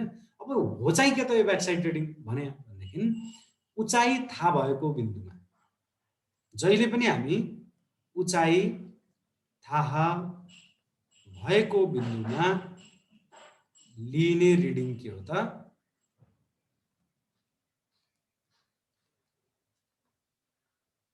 Backside reading. उचाइ थाहा भएकै बिन्दुमा लिन्छौँ हामी। हेर है, जस्तो यो बिन्दुको उचाइ थाहा छ, गिभन आरएल भनेर भनिसकेँ मैले हैन। इन्स्ट्रुमेन्ट सेटअप गऱ्यौँ, यहाँनिर लियौँ रिडिङ ब्याकसाइड रिडिङ हो। यो बिन्दुको उचाइ थाहा छैन, हामीले यहाँनिर लिएको रिडिङ फोरसाइट रिडिङ हो। यो पोइन्टको अब आरएल पत्ता लाग्छ होला पक्कै पनि हैन। अब यो अननोनबाट के हुन्छ त, ननमा परिणत हुन्छ। सेटअप चेन्ज भयो, फेरि हामी यहाँनिर के लिइरहेछौँ, ब्याकसाइड रिडिङ लिइरहेछौँ। ब्याकसाइड नन आरएलमा लियो कि लिएन, अघि यसको उचाइ थाहा नहुन्जेल यहाँ लिएको रिडिङलाई हामीले फोरसाइट भन्यौँ।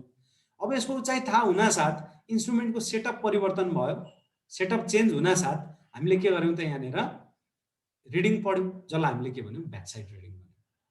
ठिक छ? भनेपछि ब्याकसाइड रिडिङ भनेको के रहेछ त, उचाइ थाहा भएकै बिन्दुमा हामीले लिने रहेछौँ हैन।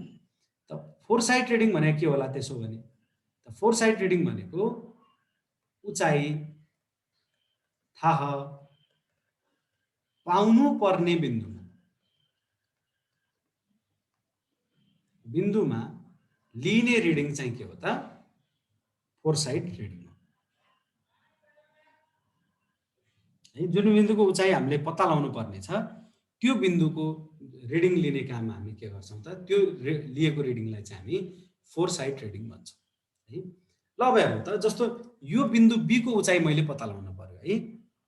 बिन्दु बी को उचाइ बराबर के होला,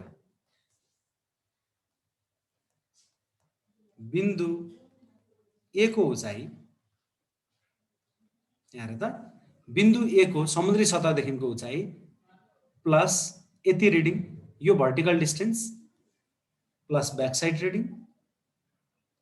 अब कहाँ पुग्यौ तिमी, समुद्री सतहदेखि यो लाइनसम्म पुग्यौ, लाइन अफ साइटको हाइट आयो, यहाँसम्म पुग्यौ। यो बिन्दुको उचाइ हो नि यो भनेकै, बिन्दु ए को उचाइ प्लस ब्याकसाइड भनेकै यो बिन्दुको उचाइ हो। अब तिमीलाई चाहिएको छ यो बिन्दुको उचाइ, त यति भ्यालु घटाइदेऊ, यो भनेकै के हो त, फोरसाइट रिडिङ हो। यो फोरसाइट रिडिङ घटाइदेऊ, माइनस फोरसाइट रिडिङ गर्दाखेरि बिन्दु बी को उचाइ आयो। ल हेर त, यो बिन्दु बी को उचाइ पत्ता लगाउने क्रममा हामीले ब्याकसाइड रिडिङलाई जोड्यौँ, फोरसाइट रिडिङलाई घटायौँ।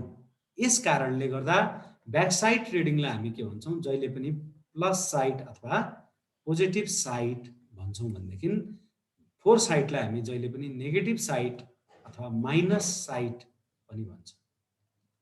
ठिक छ। यो कारणले गर्दा है कुनै पनि बिन्दुको उचाइ पत्ता लगाउने प्रक्रियामा हामीले ब्याक साइड रिडिङलाई सधैँभरि जोड्छौँ र फोर साइड रिडिङलाई सधैँभरि घटाउँछौँ। त्यसो हुँदाखेरि ब्याक साइड रिडिङलाई पोजिटिभ साइड भनिएको हो, फोर साइड रिडिङलाई नेगेटिभ साइड भनिएको हो। क्लियर भएको छ? क्लियर बुझिया छ यो कुरा?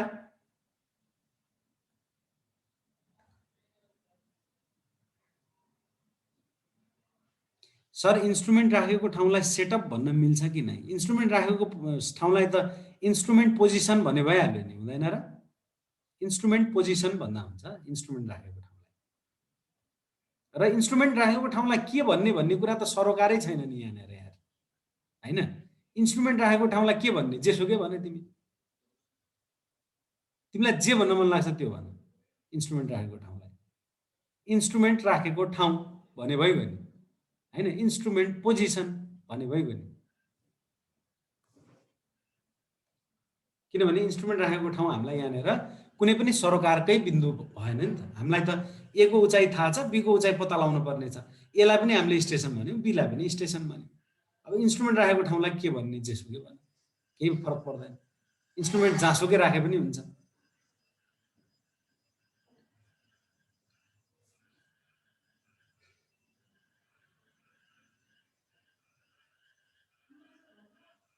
हरेकृष्ण मण्डल लालिका ती प्लस र माइनसको कुरा बुझिएन। के भन्न खोजे मैले बुझेन। तिमीले भनेकै मैले बुझिनँ। पोजिटिभ र नेगेटिभ बुझिन भन्न खोज्या हो। यहाँ हेर त, बिन्दु बी को उचाइ पत्ता लगाउनका लागि हामीले के गर्यौँ त? बिन्दु ए को उचाइको के अरे बिन्दु एलाई चाहिँ हामीले आधार मान्यौँ नि त, होइन? बिन्दु ए को उचाइमा हामीले ब्याक साइड रिडिङ जोड्यौँ।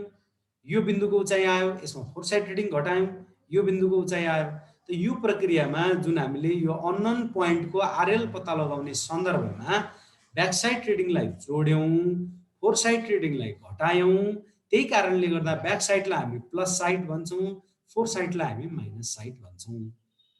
ठिक छ? ओहो, हेमन्त डाङ्गीले के भन्यो भने सर लेबलिङमा सेन्ट्रिङ किन गरिन्न भन्यो। गम्भीर प्रश्न गर्यो बाबु। यसको बारेमा म आउँला एकछिनमा है।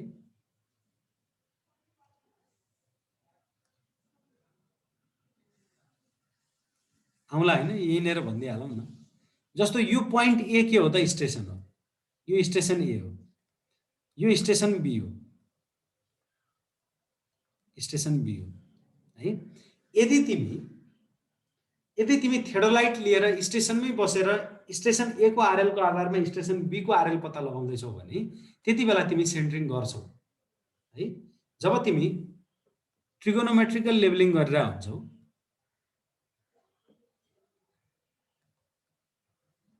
त्यति बेला तिमी के प्रयोग गरेर हुन्छौ? थेडोलाइट, है? त्यति बेला के प्रयोग गरेर हुन्छौ? थेडोलाइट प्रयोग गरेर हुन्छौ, होइन? यो पोइन्टको आरएलको आधारमा तिमीले थेडोलाइट भएको स्टेसनको आरएल पत्ता लगाएको हुन सक्छौ, होइन? थेडोलाइट भयो। अनि यसको आरएलको आधारमा चाहिँ तिमीले यसको आरएल पत्ता लगाइरहेको हुन सक्छौ। त्यसो हुँदाखेरि त्यति बेला तिमीले सेन्ट्रिङ गर्छौ थेडोलाइट प्रयोग गर्दा, है?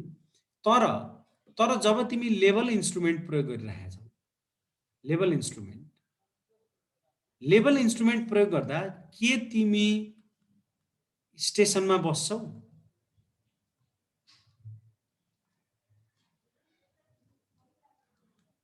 के तिमी बसेको पोजिसन महत्त्वपूर्ण छ? के तिमी बसेको पोजिसनको विकल्प छैन? यहाँ त यो एउटा बी भन्ने बिन्दु छ, यो सी भन्ने बिन्दु छ। यो बी भन्ने बिन्दुको उचाइ नभइकन सी भन्ने बिन्दुको उचाइ नै आउँदैन, किनभने बी भन्ने बिन्दुमा हामी के गरिरहेका छौँ? थेडोलाइट लिएर बसेका छौँ। यस्तो अवस्था हो भने तिमीले सेन्ट्रिङ गर्छौ थेडोलाइट प्रयोग गर्दा। तर लेभल मेसिन प्रयोग गर्दाखेरि के तिमी स्टेसनमा बसेका हुन्छौ? हुँदैनौ नि। के तिम्रो पोजिसन महत्त्वपूर्ण हुन्छ? त्यही पोजिसन भन्दा बाहेकको विकल्प हुँदैन? जस्तो मैले भन्न खोजेको कुरा के भने यहाँनिर एउटा पोइन्ट छ, यहाँनिर अर्को पोइन्ट छ। तिमी चाहे यहाँ बस, चाहे तिमी यहाँ बस, चाहे तिमी यहाँ बस, केही सरोकार छैन कि मात्र के हुनु पर्यो भने यो दुईटा बीचको दूरी, यो दुईटा बीचको दूरी, यो दुईटा बीचको दूरी चाहिँ के हुनु पर्यो, बराबर हुनु पर्यो। यो इन्स्ट्रुमेन्टबाट यो स्टाफ र यो स्टाफ बराबर हुनु पर्यो, यो इन्स्ट्रुमेन्टबाट यो स्टाफ बराबर हुनु पर्यो, यो इन्स्ट्रुमेन्टको पोजिसनबाट यो स्टाफ र यो स्टाफ बराबर हुनु पर्यो। तिमी यो 1 नम्बर विकल्पमा बस, 2 नम्बर विकल्पमा बस, 3 नम्बर विकल्पमा बस, केही सरोकार कुनै मतलब छैन। त्यही भएर तिमीलाई स्टेसनमा बसेको नभनिएको। र त्यो स्टेसनमा नबसेको किन पनि भनिएको भनेदेखि त्यहाँनिर हामीले सेन्ट्रिङ गर्दैनौँ नि, हैन। सेन्ट्रिङ नगरेकै हुनाले के गरिएको हो त, स्टेसनमा बसेको होइन भनिएको है। लेभलिङमा के हुन्छ भने नि हाम्रो लाइन अफ साइट होरिजेन्टल भए पुग्यो कि अरू केही पनि चाहिँदैन। Horizontal line of site provide गर्छ इन्स्ट्रुमेन्टले। त्यो होरिजेन्टल लाइन अफ साइटले कहाँ काट्यो, त्यो काटिएको चाहिँ रिडिङलाई हामीले स्टाफ रिडिङ भन्छौँ। त्यो स्टाफ रिडिङहरूको अन्तरले के दिन्छ त, दुईटा बिन्दु बीचको उचाइको अन्तर दिन्छ। भनेपछि तिमी इन्स्ट्रुमेन्टलाई जहाँसुकै राख न, के मतलब भएर मात्र के विचार गरिदिनु पर्यो भनेदेखि दुईटा स्टाफबाट चाहिँ मिड वेमा राखिदिनु पर्यो, मिड वेमा राख्न पर्यो। जहाँसुकै राखे पनि सरोकार भएन। भनेपछि अब सेन्ट्रिङको के मतलब हो त, त्यहाँनिर तिमीलाई होरिजेन्टल लाइन अफ साइट चाहिएको छ हैन, तिमी कहाँ बसेका छौ भन्ने कुरा महत्त्वपूर्ण छैन भने सेन्ट्रिङको के महत्त्व भयो हैन।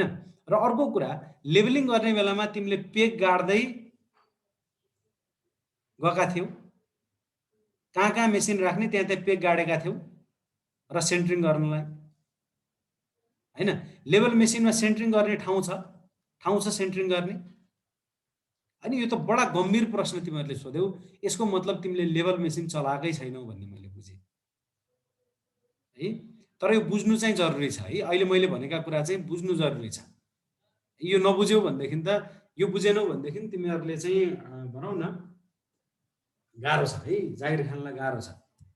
सुरुवातमै तिमीले चाहिँ अब लेभल चलाउने ठाउँमा गयो भनेदेखि त लेभल मेसिन भनेकै थाहा रहन्छ भन्ने कुरा आउँछ है। यति कुरा चाहिँ तिमीहरूले बुझ्न पर्यो है। लेभल मेसिन भनेको के हो, लेभल मेसिनले कसरी काम गर्छ, अनि त्यसपछि ठ्याक्कै थाहा पाउँछौ त्यहाँनिर सेन्ट्रिङ किन गर्नु पर्दैन भन्ने कुरा। ओके, क्लियर भएको छ?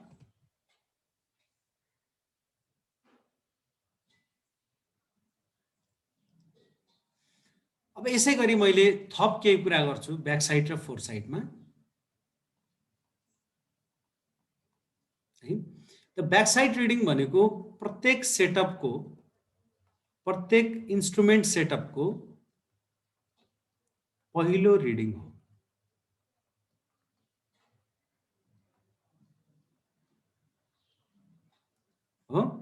फोर साइड रिडिङ भनेको के हो, प्रत्येक सेटअपको अन्तिम रिडिङ हो। अब हेर त, एउटा सेटअपमा, अब मैले एउटा प्रश्न गर्छु, एउटा इन्स्ट्रुमेन्ट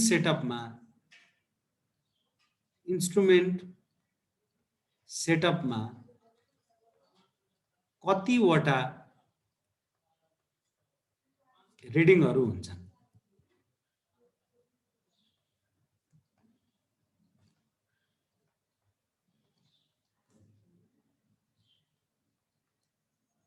एक, B2, C3, D जति पनि हुन सक्छ।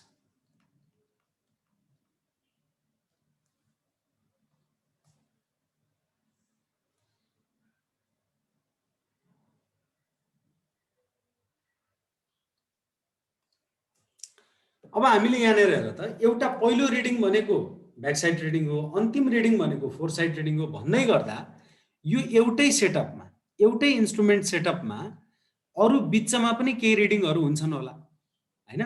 त त्यसले गर्दा हामी के भन्छौँ, जति पनि हुन सक्छ भन्छौँ है।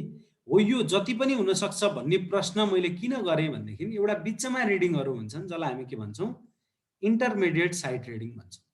इन्टरमिडिएट साइड रिडिङ भन्छौँ है। यो इन्टरमिडिएट साइड रिडिङ कतिवटा हुन्छ भन्ने कुराको ग्यारेन्टी छैन है। ब्याक साइड रिडिङ एउटै मात्र हुन्छ एउटा मात्र हुन्छ back side reading. Foresight reading पनि के हुन्छ, एउटा मात्र हुन्छ प्रत्येक सेटअपमा है। प्रत्येक सेटअपमा एउटा ब्याक साइड रिडिङ हुनैपर्छ, एउटा फोर साइड रिडिङ हुनैपर्छ। अनि इन्टरमिडिएट साइड रिडिङ के हुन्छ त, जतिवटा पनि हुन सक्छ, जतिवटा पनि हुन सक्छ, हुँदै नहुन पनि सक्छ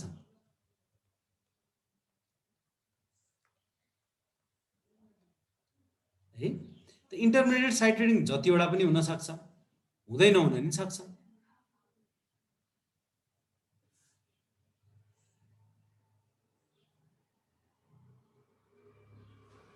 है।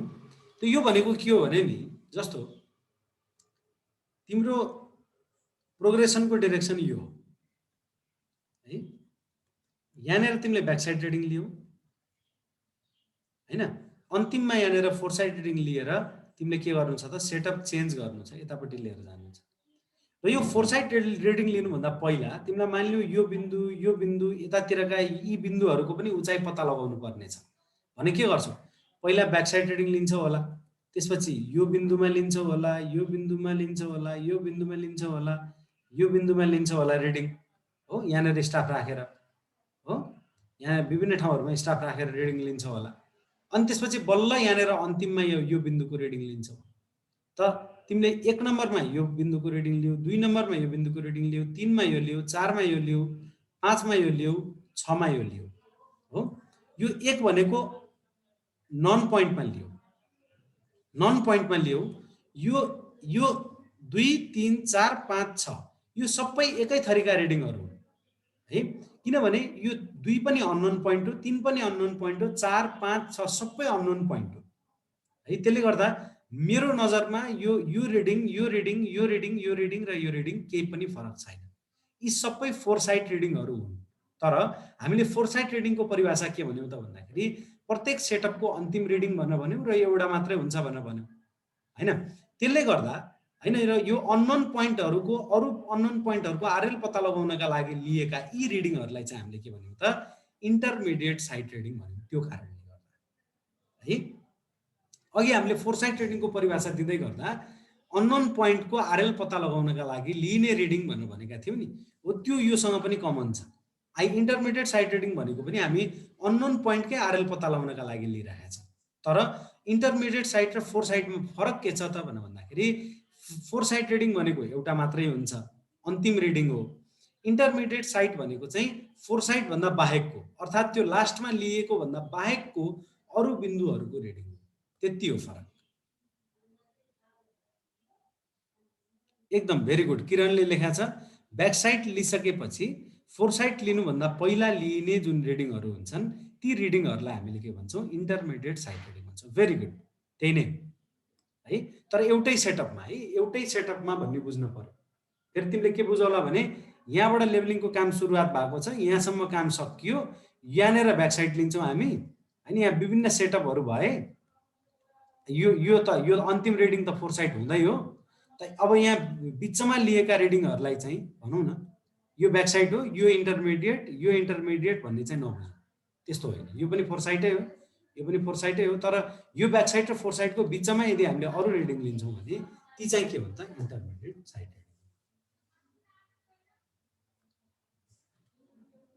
है। त ब्याक साइड, इन्टरमिडिएट साइड र फोर साइडमा केही कुरा कमन पनि छन्, किनभने अननोन पोइन्टकै आरएल पत्ता लगाउनका लागि हामीले इन्टरमिडिएट साइड रिडिङ लिन्छौँ। अब त्यसले गर्दा यही प्रश्नलाई मैले एउटा अर्को तरिकाबाट भने, एउटा इन्स्ट्रुमेन्ट सेटअपमा कम्तीमा कतिवटा रिडिङहरू हुन्छन्, ल भन त, एउटा इन्स्ट्रुमेन्ट सेटअपमा कम्तीमा कतिवटा रिडिङहरू हुन्छन्? राजु ब्याहु 2, भेरी गुड, 2वटा हुनुपर्छ, हुनैपर्छ 2टा चाहिँ।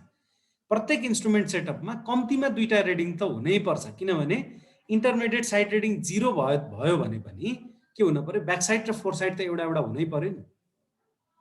भेरी गुड, ल सबैले बुझ्यो, राम्रो।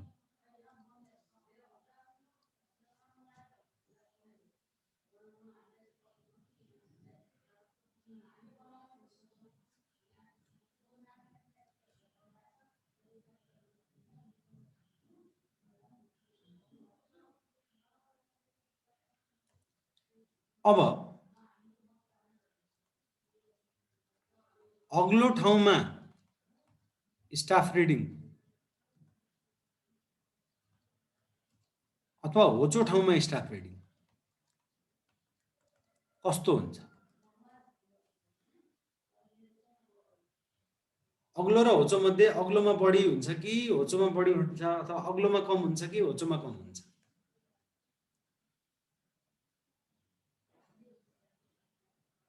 हैन, अब यो कुरामा तिमीले भन्न सकेनौ, मानिलिउँ किरण खड्काले अग्लोमा कम होचोमा बढी भनेर भन्न खोज्यो है। अब यदि तिमीले यो कुरा भन्न सकेनौ भनेदेखि नि यसरी अग्लो होचो बनाइ नै देऊ न, सबभन्दा बेस्ट हो। यहाँ एउटा स्टाफ राख, परिकल्पना गर, यहाँ एउटा स्टाफ राखेर परिकल्पना गर, बिचमा इन्स्ट्रुमेन्ट राख्देऊ, बिचमा इन्स्ट्रुमेन्ट राखेको सम्झ हो। अब यहाँबाट होरिजेन्टल लाइन अफ साइट बनाइदेऊ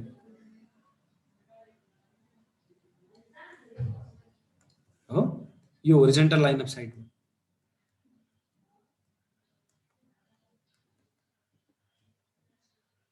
यहाँ हेर त स्टाफ रिडिङ, यहाँ त स्टाफको कति माथि पुगेको छ नि। यो होचो ठाउँ हो, यो अग्लो ठाउँ हो। त स्टाफको रिडिङ के हुन्छ, अग्लो स्थानमा कम हुने रहेछ, यो कम हो। यहाँ धेरै छ नि, यो रिडिङ धेरै छ नि हैन। त्यसले गर्दा होचोमा बढी हुन्छ स्टाफ रिडिङ, अग्लोमा कम हुन्छ। यदि बिर्स्यौ अनि यो सम्झन सकेनौ भनेदेखि ठ्याक्क चित्र बनाएर भिजुअलाइज गर, त्यो भएपछि ठ्याक्कै थाहा पाउँछ।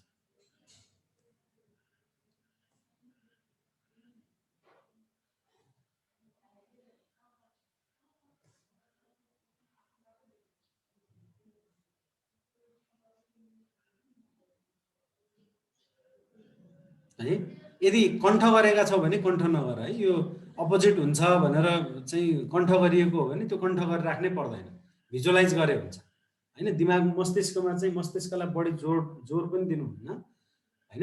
जे कुरालाई बुझ्न सकिन्छ त्यो कुरालाई बुझ्ने हो। जे कुरा कण्ठै गर्नुपर्ने अवस्था हुन्छ, मैले पनि भन्छु नि कतिपय कुराहरू हैन, यो फर्मुला कहाँबाट आयो सर भनेर तिमीले सोध्छौ, यो फर्मुला कहाँबाट आयो भन्ने कुरा यदि बुझ्न थाल्ने हो भने तिम्रो दिमागले भ्याउँदैन हैन, बढी जोर पर्छ मस्तिष्कमा।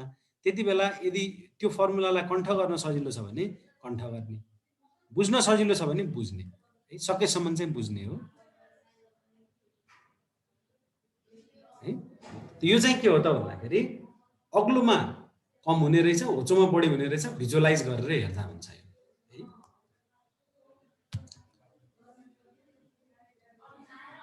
ओके, अब अगाडि बढौँ।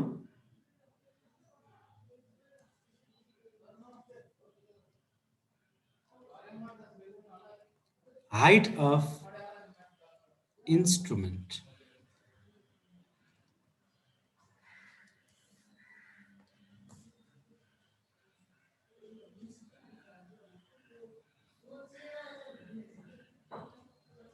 है, अब हाइट अफ इन्स्ट्रुमेन्टतिर लागौँ। अब अरू जुनसुकै सर्वेहरूमा हामीले के गरेका हुन्छौँ त, स्टेसनमा इन्स्ट्रुमेन्ट राखेर सेन्ट्रिङ गरेका हुन्छौँ हो किन। अरू जुनसुकै सर्वेहरूमा, धेरै जसो सर्वेहरूमा हामीले के गरेका हुन्छौँ भने स्टेसनमै मसिन सेट गरेका हुन्छौँ हैन। र स्टेसनमा के हुन्छ त, पक्कै पनि भनौँ न स्टेसनमा त तिमीलाई अब कि त पेग दिएको होला अथवा चाहिँ कन्ट्रोल पोइन्टको हिसाबले कुनै मार्कहरू होला। अब त्यो मार्कबाट चाहिँ तिमीले के गर्छौ त, हैन, यहाँ सेन्ट्रिङ गरिएको हुन्छ हैन, इन्स्ट्रुमेन्टको एक्सेस हुन्छ, त्यो एक्सेससम्म चाहिँ तिमीले के गरेर हुन्छौ, फित्ताले त्यो दर्जी टेपले चाहिँ के गरेर हुन्छौ, डिस्टेन्स नापिरहेको हुन्छौ। त्यसलाई नै तिमी भन्छौ हाइट अफ इन्स्ट्रुमेन्ट। तर लेभलिङमा त तिमीले त्यस्तो सेन्ट्रिङ गर्ने काम त गरेका छैनौ हैन। त्यसले गर्दा कहाँबाट लिने त भन्दा यहाँ यो हाइट अफ इन्स्ट्रुमेन्ट भनेको, यो हाइट अफ इन्स्ट्रुमेन्ट भनेको इन्स्ट्रुमेन्ट एक्सिसको आरएल नै हो। त्यसो हुँदाखेरि यहाँनिर परिभाषा दिन तिमी के भन्छौ, हाइट अफ इन्स्ट्रुमेन्ट भन्नाले ड्याटमदेखि होरिजेन्टल लाइन अफ साइटसम्म है, लाइन अफ साइटसम्मको भर्टिकल डिस्टेन्स, अथवा तिमीले के भन्न सक्छौ, ड्याटमदेखि इन्स्ट्रुमेन्टको एक्सेससम्मको भर्टिकल डिस्टेन्स है, ड्याटमदेखि instrument एक्सेससम्मको vertical distance.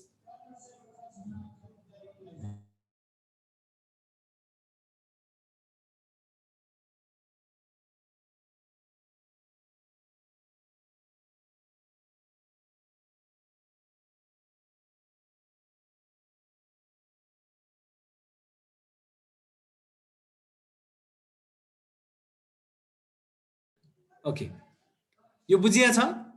ड्याटमदेखि line of साइटसम्मको vertical distance अथवा ड्याटमदेखि इन्स्ट्रुमेन्ट एक्सेससम्मको भर्टिकल डिस्टेन्सलाई हामी के भन्छौँ, हाइट अफ इन्स्ट्रुमेन्ट भन्छौँ है। अरू सर्वेमा चाहिँ यहाँ तल गाडेको पेगदेखि लिएर चाहिँ इन्स्ट्रुमेन्टसम्मको दर्जी टेपले नापिएको दूरीलाई हामी हाइट अफ इन्स्ट्रुमेन्ट भन्थ्यौँ। त्यस्तो चाहिँ यहाँ हुँदैन। यहाँ हाइट अफ इन्स्ट्रुमेन्ट भनेको सिधै के हो त, ड्याटमदेखिको इन्स्ट्रुमेन्टसम्मको हाइट हो है।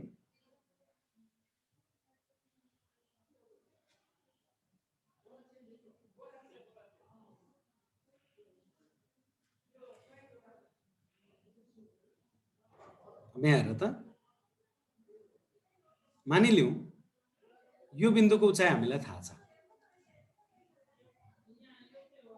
है। यहाँनिर हामीले के गरेका छौँ त, लेभल्स इन्स्ट्रुमेन्ट सेटअप गरेका छौँ। यो बिन्दुको उचाइ ए भन्ने बिन्दुको उचाइ चाहिँ हैन, यो मिन सी लेभल हो मानौ, यो मिन सी लेभल हो। यहाँदेखि लिएर यहाँसम्मको ठाडो दूरी हामीलाई थाहा छ, यो हाइट थाहा छ, आरएल हो नि त, यो पोइन्टको आरएल थाहा छ। अब हामीलाई के चाहियो भनेदेखि हाइट अफ इन्स्ट्रुमेन्ट चाहियो हो। त हामी के गर्छौँ, भनेदेखि इन्स्ट्रुमेन्ट सेटअप गर्छौँ। Horizontal line of site provide गर्छ इन्स्ट्रुमेन्टले। यो होरिजेन्टल लाइन अफ साइटले स्टाफमा कहाँनिर काट्यो, त्यो काटेको बिन्दुसम्मको हामीले के गर्छौँ त, रिडिङ पढ्छौँ, जसलाई हामी ब्याक साइड रिडिङ भन्छौँ, किनभने यसको आरएल नन छ हो हैन। मिन सी लेभलदेखि यो बिन्दुसम्मको ठाडो दूरी थाहा छ, आरएल हो। अब हामीलाई हाइट अफ इन्स्ट्रुमेन्ट चाहियो भने हाइट अफ इन्स्ट्रुमेन्ट भनेको के हुने रहेछ, RL of known point, RL of known point plus त्यही पोइन्टमा स्टाफ खडा गरेर लिएको ब्याक साइड रिडिङ है। त यो बिन्दुको उचाइ यहाँ हेर त, अब तिमीलाई के चाहियो, यो बिन्दुसम्मको चाहिँ एमएसएल देखिको उचाइ चाहियो भने यहाँदेखि यहाँसम्मको ठाडो दूरी प्लस यहाँदेखि यहाँसम्मको ठाडो दूरी गर्यो भने एकैचोटि यहाँसम्मको ठाडो दूरी आयो कि आएन। यसैलाई हामी के भन्छौँ, हाइट अफ इन्स्ट्रुमेन्ट भन्छौँ। नन पोइन्टको आरएलमा ब्याक साइड रिडिङ जोड्यो भने इन्स्ट्रुमेन्टको के आउँछ त, हाइट आउँछ। ठिक छ, बुझेका छौ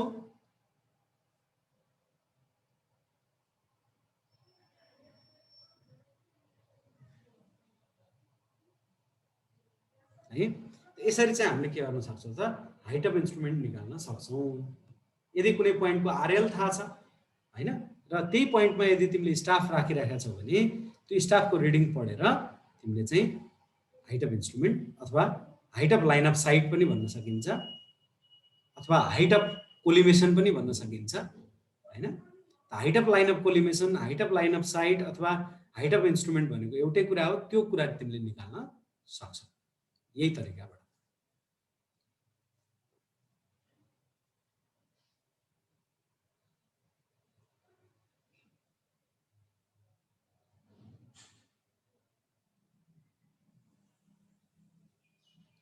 ओके, अब अगाडि बढौँ।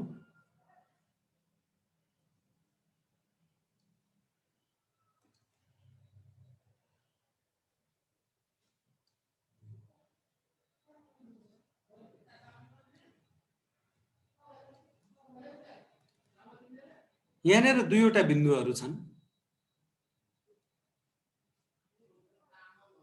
है, दुईटा बिन्दुहरू छन्। अब हामीलाई बिन्दु ए को उचाइको आधारमा बिन्दु बी को उचाइ हामीले पत्ता लगाउनु पर्नेछ। ठीक छ, हामी के गर्छौं सधैँभरि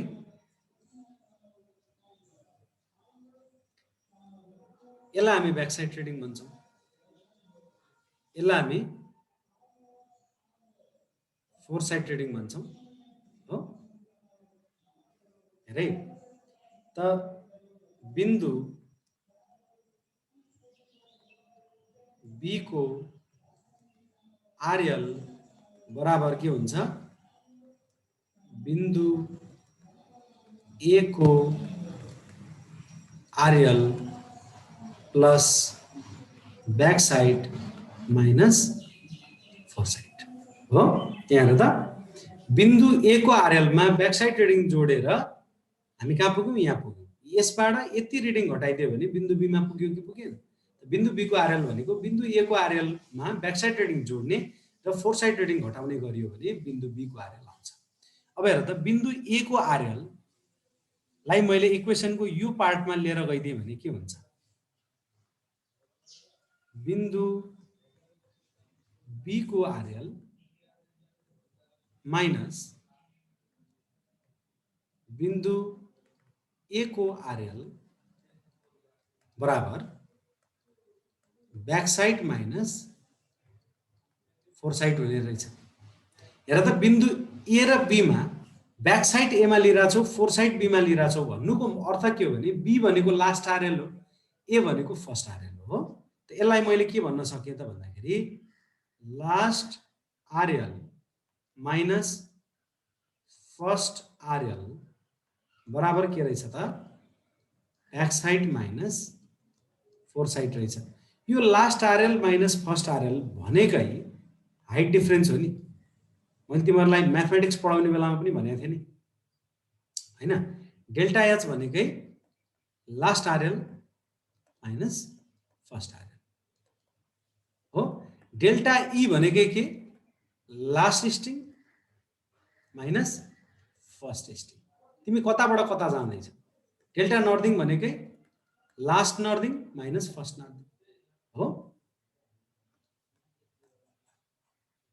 त यसको मतलब के देखियो त भन्दाखेरि यदि तिमीलाई दुईटा बिन्दु बीचको उचाइको अन्तर निकाल्नु पर्ने छ भने दुईटै बिन्दुमा स्टाफ खडा गरेर है, दुईटै बिन्दुमा स्टाफ खडा गरेर तिमीले के गर्न सक्छौ त स्टाफ रिडिङहरु लिन सक्छौ र त्यो रिडिङहरुको अन्तरले के दिने रहेछ त दुईटा बिन्दु बीचको उचाइको अन्तर दिने रहेछ है। Back side minus four side गर्यो भने दुईटा बिन्दु ए र बी बीचको उचाइको अन्तर आउँछ। यदि यो डेल्टा एच पोजिटिभ आयो भने यसैलाई हामी के भन्छौं, राइज भन्छौं। यदि यो डेल्टा एच नेगेटिभ आयो भने यसैलाई हामी के भन्छौं, फल भन्छौं।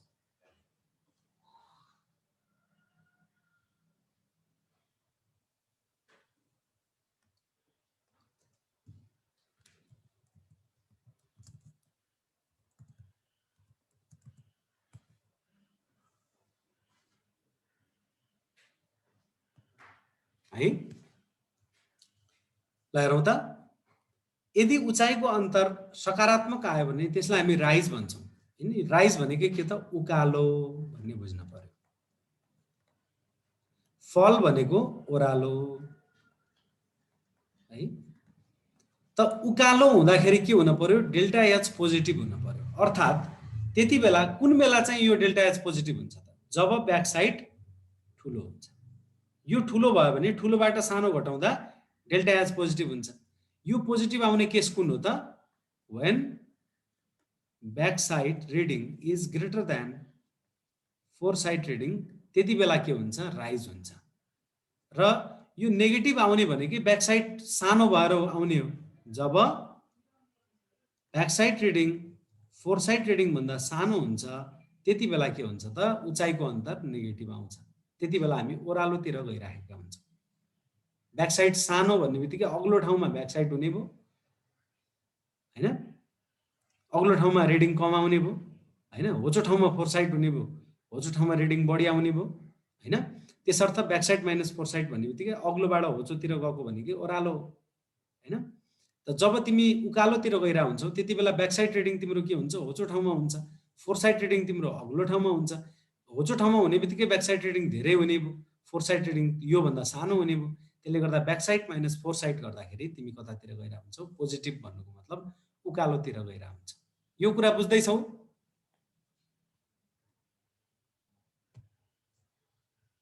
यदि अघि तिमीहरूले कण्ठ गरेको होइनौ भनेदेखि अहिले बुझ्छौ है। होचो ठाउँमा स्टाफ रिडिङ के हुने, अग्लो ठाउँमा स्टाफ रिडिङ के हुने भन्ने कुरा बुझेका छौ भने यो कुरा बुझ्यौ तिमीहरूले। ओके,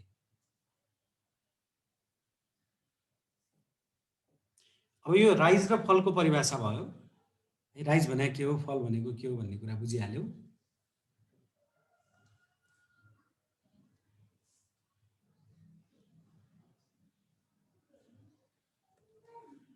अब एउटा अर्को टर्म छ चेन्ज पोइन्ट। हेरै, जस्तो तिमीले यहाँ एउटा बेन्चमार्क छ,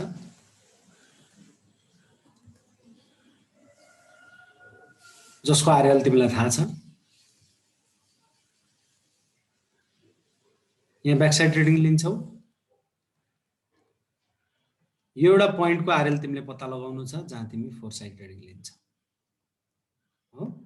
फेरि काम त यतिमै नटुङ्गिन पनि सक्छ, अथवा टुङ्गियो भनेदेखि तिमीले के गर्छौ त इन्स्ट्रुमेन्ट पोको पार्छौ, घर जान्छौ। काम टुङ्गिया छैन भने तिमी फेरि सेटअप चेन्ज गर्छौ हैन, यही स्टाफमा हैन, यही बिन्दुमा राखेको स्टाफमा तिमी फेरि के गर्छौ, ब्याकसाइड रिडिङ पढ्छौ हो। त्यसपछि अर्को स्टाफमा फोरसाइट रिडिङ पढ्छौ हो।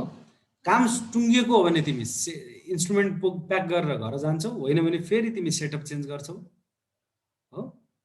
अनि जुन स्टाफमा तिमीले ब्याकसाइड फोरसाइट रिडिङ लिएको थियौ र के अरे सेटअप चेन्ज गरेका थियौ त्यही ठाउँमा ब्याकसाइड रिडिङ लिन्छौ हैन, त्यही स्टाफमा अनि फोरसाइट रिडिङ लिन्छौ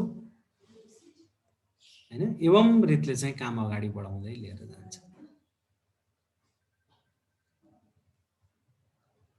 हो। यसरी काम तिमी गर्दै गर्दै जान्छ र अन्ततोगत्वा यो बिन्दुको आरएल तिमीले पत्ता लगाउनु पर्ने थियो भनेदेखि यो बिन्दुको आरएल पत्ता लगायौ र अब तिम्रो लेभलिङको काम के भयो त, सकियो। यसरी काम हुने हो। त यो काम गर्ने सन्दर्भमा हेर त, यो पहिलो बिन्दु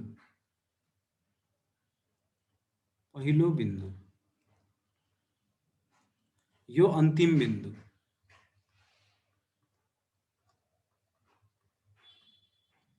हेर त, यो अन्तिम बिन्दुमा तिमीले कुन रिडिङ लियौ, फोरसाइट रिडिङ लियौ। अनि त्यसपछि यो अन्तिम बिन्दुको आरएल पत्ता लाग्यो, काम टुङ्गियो, इन्स्ट्रुमेन्ट प्याक गर्यो, घर गयो। पहिलो बिन्दुमा तिमीले के गर्यौ, ब्याकसाइड रिडिङ लियौ हो। तर यहाँ हेर त, यी बिन्दुहरूमा त तिमीले के गर्न पर्ने थियो, सेटअप चेन्ज गर्न पर्ने थियो। त्यसले गर्दा के गर्यौ त, इन्स्ट्रुमेन्टको सेटअप चेन्ज गर्न पर्ने थियो। फोरसाइट रिडिङ लियौ, इन्स्ट्रुमेन्टको सेटअप चेन्ज गर्यौ, फेरि ब्याकसाइड रिडिङ लियौ, यही एउटै पोइन्टमा हो। त्यस्तै गरी यो पोइन्टमा तिमीले के गर्यौ, फोरसाइट रिडिङ लियौ, त्यसपछि सेटअप चेन्ज गर्यौ हो, अनि त्यसपछि फेरि ब्याकसाइड रिडिङ लियौ। यो पोइन्टमा पनि तिमीले के गर्यौ, फोरसाइट रिडिङ लियौ, त्यसपछि फेरि सेटअप चेन्ज गर्यौ अनि ब्याकसाइड रिडिङ लियौ। त हेर त, यी बिन्दुहरू जुन बिन्दुमा तिमीले ब्याकसाइड रिडिङ र फोरसाइट रिडिङ दुइटै लिएका छौ भने यी बिन्दुहरूलाई हामी के भन्छौँ त, यिनलाई हामी के भन्छौँ, चेन्ज पोइन्ट अथवा टर्निङ पोइन्ट भन्छौँ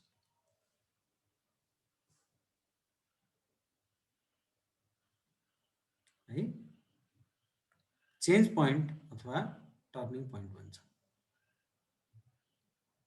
अब एउटा प्रश्न, टर्निङ पोइन्ट अथवा चेन्ज पोइन्टमा लिने पहिलो रिडिङ कुन हो?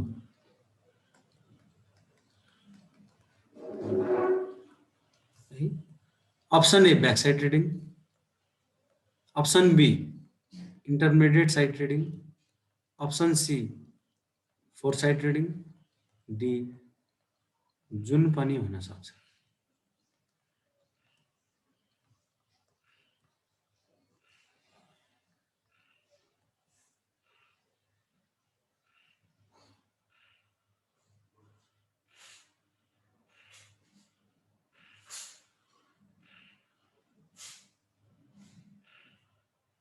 है अब अघि नै हामीले हेरिहाल्यौं, जस्तो यो अघिल्लो सेटअप हो नि, यो अघिल्लो सेटअप हो नि त। अघिल्लो सेटअपको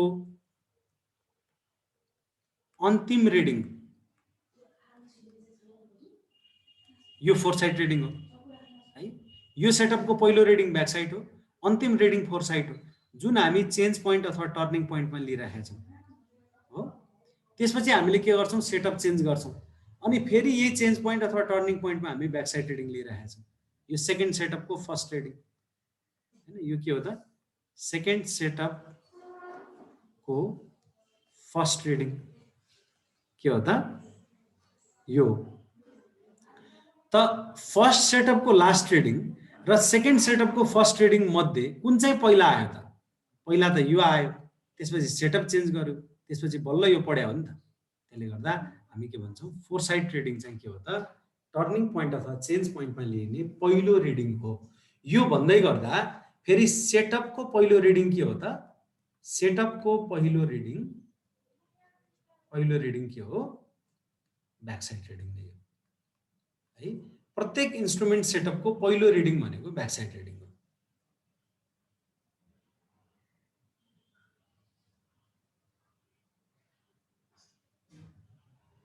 ओके,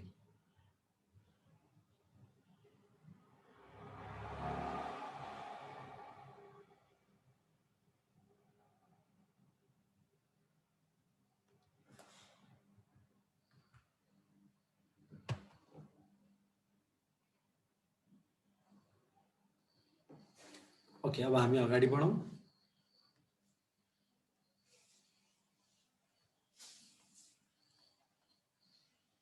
है लेभलिङमा एउटा टर्म सेक्सन भन्ने आउँछ है। त यो सेक्सन भनेको के हो त भन्दाखेरि एउटा पर्मानेन्ट बेन्चमार्क देखि अर्को पर्मानेन्ट बेन्चमार्क सम्मको खण्ड भनेको चाहिँ के हो त, यो सेक्सन हो है। एउटा पर्मानेन्ट बेन्चमार्कदेखि अर्को पर्मानेन्ट बेन्चमार्कसम्मको खण्डलाई हामी के भन्छौँ त, सेक्सन भन्छौँ। र जेनरली यो सेक्सनको लेन्थ के हुन्छ, 1.5 किलोमिटरदेखि 2.5 किलोमिटरसम्म हुन्छ। यसको अर्थ के हो भने एउटा पर्मानेन्ट बेन्चमार्कदेखि अर्को पर्मानेन्ट बेन्चमार्कसम्मको दूरी भनेकै के हुन्छ त, 1500 मिटरदेखि 2500 मिटरसम्म हुन्छ। साधारणतया भन्दाखेरि चाहिँ हामी 2 किलोमिटर भन्ने गर्छौँ। साधारणतया भन्दाखेरि चाहिँ एउटा पर्मानेन्ट बेन्चमार्कदेखि अर्को पर्मानेन्ट बेन्चमार्कसम्मको दूरी के हुन्छ त, 2 किलोमिटर हुन्छ है। त यो 2 किलोमिटरको आसपासमा हुन्छ भनौँ न, 2 किलोमिटरको आसपासमा हैन पर्मानेन्ट बेन्चमार्कहरू स्थापना गरिन्छन् भन्ने कुरा बुझ्नु पर्यो। ठिक छ, पर्मानेन्ट बेन्चमार्कहरू स्थापना गर्दाखेरि चाहिँ हामी के गर्छौँ, 2 किलोमिटरको आसपासमा स्थापना गर्छौँ हैन। हुनसक्छ तिम्रो चाहिँ टेरेनको टोपोग्राफीमा डिपेन्ड गर्ने कुरा भयो यो हैन। यदि धेरै उकालो ओह्रालो छ भने त्यति बेला तिमी 1.5 किलोमिटर 1500 मिटरको हाराहारीतिर 1500 1600 1700 1800 मिटर जति पनि राख्न सक्छौ हैन। यदि तिम्रो चाहिँ समथल भूभाग छ भनेदेखि त्यति बेला तिमी 2 किलोमिटर के अरे 2100 metre 2200 metre 2300 metre 2400 metre 2500 metre जति पनि राख्न सक्छौ। टेरेनको टोपोग्राफी हेरेर चाहिँ तिमीले कस्तो ठाउँ हो, धेरै उबड खाबड धेरै उकालो ओह्रालो छ भने तिमी 1500-1600 मिटरमा पनि पर्मानेन्ट बेन्चमार्कहरू स्थापना गर्न सक्छौ हैन। यदि समतल भूभाग छ भनेदेखि त्यति बेला 2 किलोमिटर 2100 मिटर अथवा 2500 मिटरसम्म पनि स्थापना गर्न सक्छौँ र ओभरअलमा एउटा पर्मानेन्ट बेन्चमार्कदेखि अर्को पर्मानेन्ट बेन्चमार्कसम्मको खण्डलाई नै हामी के भन्छौँ सेक्सन भन्छौँ। अर्को हुन्छ सब सेक्सन।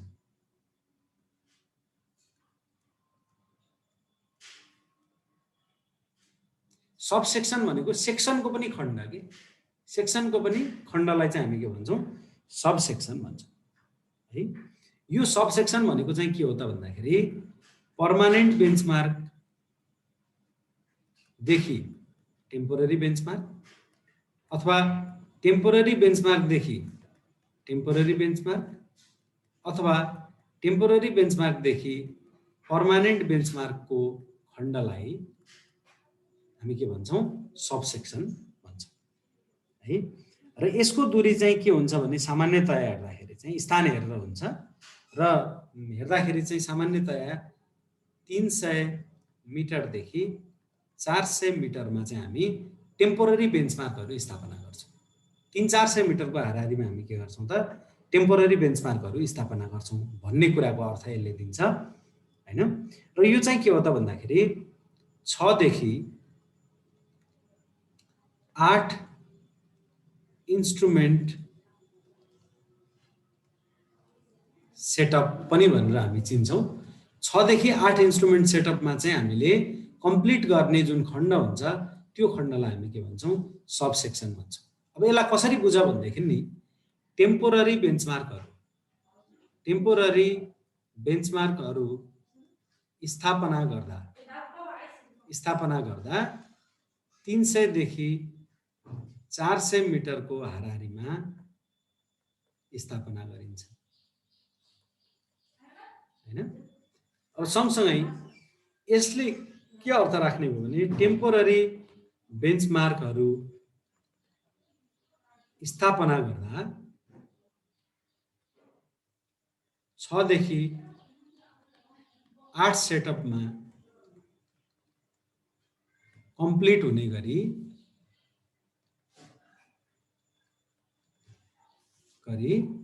स्थापना गर्नुपर्छ हैन। यो उद्देश्यका साथ चाहिँ रेड बुकमा सेक्सन भनेको के हो सब सेक्सन भनेको के हो भन्ने कुरा उल्लेख गरिएको छ। हामी रेकी गर्ने बेलामै के गर्छौँ त पर्मानेन्ट बेन्चमार्कहरू स्थापना गर्दाखेरि 1.5 देखि 2.5 किलोमिटर हैन 1500 मिटरदेखि 2500 मिटरको हाराहारीमा हुने गरी स्थापना गर्छौँ भने टेम्पोररी बेन्चमार्कहरू स्थापना गर्दा 300 मिटरदेखि 400 मिटरको हाराहारीमा हुने गरी स्थापना गर्छौँ है। अर्को छ 14 डेज सेक्सन।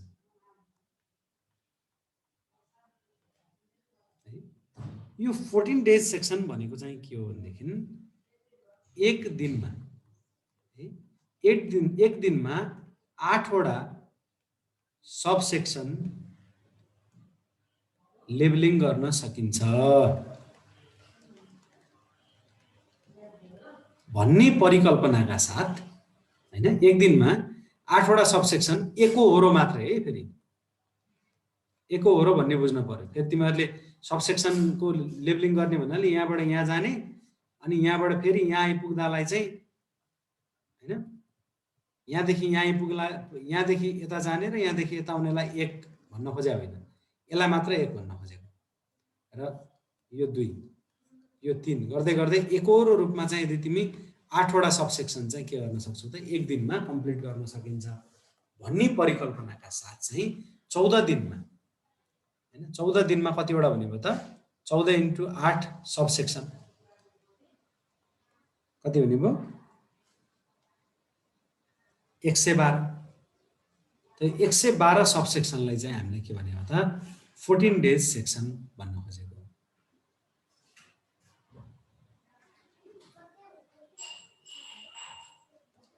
है। 14 डेज सेक्सन भन्ने बित्तिकै 112 वटा सब सेक्सन। यो परिकल्पना मात्रै हो। अब ठाउँ हेरी चाहिँ कतै सकिएला कतै नसकिएला, कतै 8 को ठाउँमा 10 वटा गर्न सकिएला, कतै 6 वटा मात्र गर्न सकिएला हैन। त जेनरली यो प्लानिङ गर्ने सन्दर्भमा चाहिँ प्लानिङ गर्ने प्रयोजनका लागि भनौँ न 14 दिनको चाहिँ काम प्लान गर्नका लागि चाहिँ 14 डेज सेक्सन भनिएको है। यो खास गरी के हुन्छ भनेदेखि नि जस्तो साइमल्टेनियसली यो ए भन्ने बिन्दुबाट लेबलिङ गर्दै एउटा एक टोली यतापट्टि जान्छ हैन। मानिलियो यो बी भन्ने बिन्दुको उचाइ पत्ता लगाउनु पर्ने छ भने बीबाट एक टोली चाहिँ यतापट्टि मुभ भइरहेको हुन्छ। अनि ठ्याक्कै 14 दिनमा यो बी भन्ने बिन्दुबाट ए भन्ने बिन्दुमा यतापट्टिको टोली मुभ हुन्छ। ए भन्ने बिन्दुबाट बी भन्ने बिन्दुसम्म यो चाहिँ 14औं दिनमा यतापट्टिको टोली मुभ भएर पुग्छ। भनेको 14 दिनमा के गर्ने भयो त भन्दाखेरि दुईवटा टोलीले यो कम्प्लिट गर्ने भयो। त्यो हिसाबले प्लान गरिया हुन्छ हैन। अनि 14 दिन पछि मात्रै के हुने भयो त कामको चेक हुने भयो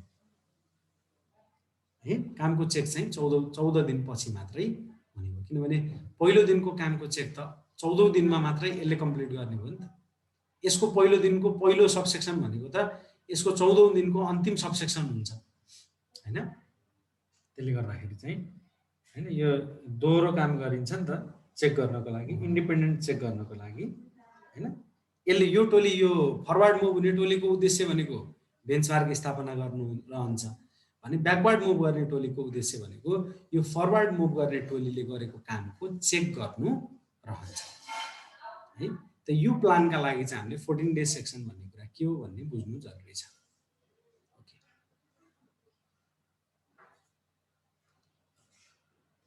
अब एउटा पर्मानेन्ट बेन्चमार्कदेखि अर्को पर्मानेन्ट बेन्चमार्कको बिचमा कतिसम्म टेम्पोररी बेन्चमार्क हुँदा उपयुक्त हुन्छ भन्ने कुरामा चाहिँ है जस्तो यहाँनिर एउटा के छ पर्मानेन्ट बेन्चमार्क छ, यहाँनिर अर्को पर्मानेन्ट बेन्चमार्कहरू छ। अब यो दुईटा बिचको दूरी के छ त 1500 मिटर देखि 2500 मिटरसम्म छ हो। अब यसको बिचमा चाहिँ हामीले के गर्नु छ भने 300 मिटरदेखि 400 मिटरसम्ममा चाहिँ बेन्चमार्कहरू स्थापना गर्नुपर्ने छन् मानौ।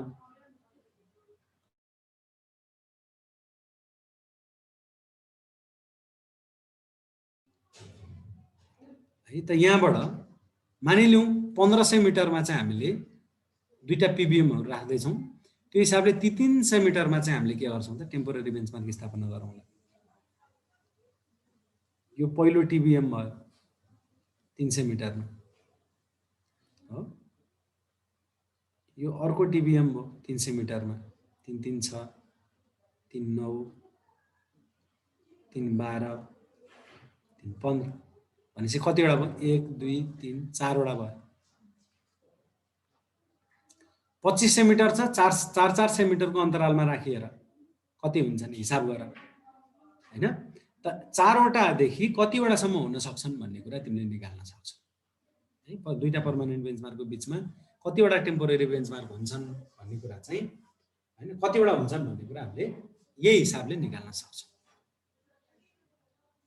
कतिवटा राख्नु उपयुक्त हुन्छ भन्ने कुरा चाहिँ तिम्रो टेरेनको टोपोग्राफी हेरेर हुन्छ हैन। यो टेम्पोररी बेन्चमार्क राख्नुको कारण भनेको के हो भने नि हामीलाई टेम्पोररी बेन्चमार्कको आरएल चाहिएको होइन नि। पर्मानेन्ट बेन्चमार्क नै सधैँभरि 50 वर्षसम्म टिक्ने त त्यही हो हैन। तर पर्मानेन्ट बेन्चमार्कलाई स्थापना गर्दा गर्दै तिम्रो के भइदियो भने काम गर्दा गर्दै साँझ पर्यो हैन, अथवा कामको चेक गर्न पर्यो। यहाँ हेर त यसको राख्नुको उद्देश्य बुझ है। पहिला जस्तो यहाँदेखि यहाँसम्मको दूरी भनेको त 1.5 किलोमिटरदेखि 2500 मिटरसम्म छ भने 1500 मिटरदेखि 2500 मिटरसम्म छ। मानिलिउँ यो सेक्सनमा चाहिँ काम बिग्रियो, यो सेक्सनमा काम बिग्रेको हामीलाई थाहा हुन आयो। त काम बिग्रेको थाहा हुन आयो भन्न साथ तिमीले के गर्न पर्यो 1500 मिटर अथवा 2500 मिटर तिमीले काम दोहोऱ्याउनु पर्यो हो के न। तर यदि तिमीसँग बिचमा टेम्पोररी बेन्चमार्कहरू पनि तिमीले स्थापना गरेका छौ भने अब तिम्रो चेक गर्ने सन्दर्भमा यहाँ बिग्रिया हो कि यहाँ बिग्रिया हो कि यहाँ बिग्रिया हो कि यहाँ बिग्रिया हो कि यहाँ बिग्रिया हो 300-400 मिटर मात्र बिग्रेको तिमीले चाहिँ रिपिट गरे पुग्ने भनेको यो 1.5 किलोमिटरदेखि 2.5 किलोमिटर रिपिट गर्नु भन्दा 6-8 सेटअप रिपिट गर्नु सजिलो होला नि। त्यसले गर्दाखेरि चाहिँ बिचमा टेम्पोररी बेन्चमार्कहरू राखेको एउटा कारण भनेको चेकको लागि हैन। अर्को कारण भनेको चाहिँ जस्तो काम साँझ चाहिँ भनौँ न अब जस्तो के अरे 10 बजे अघि अनि त्यसपछि 2 बजे पछि भनेको छ काम गर्ने। 2 बजेपछि काम गर्दै गर्दै गर्दै गर्दै गयो अनि भइदियो के भनेदेखि यहाँबाट काम गरेर यहाँ पुग्नु पर्ने यहाँ पुग्दा नपुग्दै तिम्रो के भइदियो त भने साँझको 6 बज्दियो, अन्धकार भयो, होइन, काम गर्न सकेनौ। अब के गर्छौ? के गर्ने? त कम्तीमा यहाँसम्म त पुगेका थियौ नि तिमी अघि। यदि यो बिन्दु पहिल्यै स्थापित भएको भएदेखि यहाँसम्म पुग्यो, अब यहाँ पुग्दा पुग्दै साँझ पर्नेवाला छ, आज यहीँ रोकौँ न काम, भोलि यहाँबाट सुरु गरौँला भन्न पाइयो नि, होइन? यति कारणका लागि चाहिँ हामीले के गरे हो त, यो टेम्पोरेरी बेन्चमार्क राखेको हो। एउटा कामको चेकको लागि, अर्को चाहिँ साँझ पर्दाखेरि चाहिँ कहाँ गएर टुङ्ग्याउने भन्नका लागि।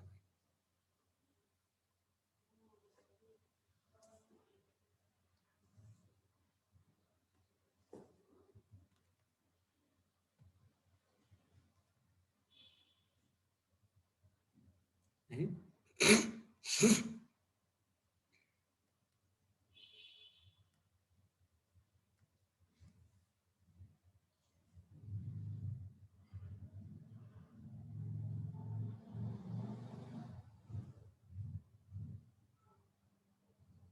अब यहाँनिर लेबलिङलाई हामीले विभिन्न प्रकारले चाहिँ वर्गीकरण गर्न सक्छौँ। जस्तो एउटा भनेको डाइरेक्ट लेबलिङ,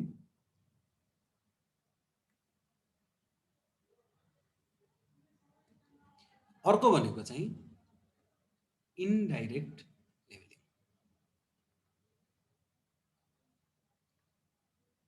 हामीले जुनसुकै मेजरमेन्टको मेथडलाई डाइरेक्ट र इन्डाइरेक्ट गरेर छुट्याउँछौँ नि, होइन? डाइरेक्ट मेजरमेन्ट र इन्डाइरेक्ट मेजरमेन्ट भन्छौँ नि, त्यस्तै लेबलिङमा पनि हामी के भन्छौँ? डाइरेक्ट लेबलिङ र इन्डाइरेक्ट लेबलिङ भन्छौँ।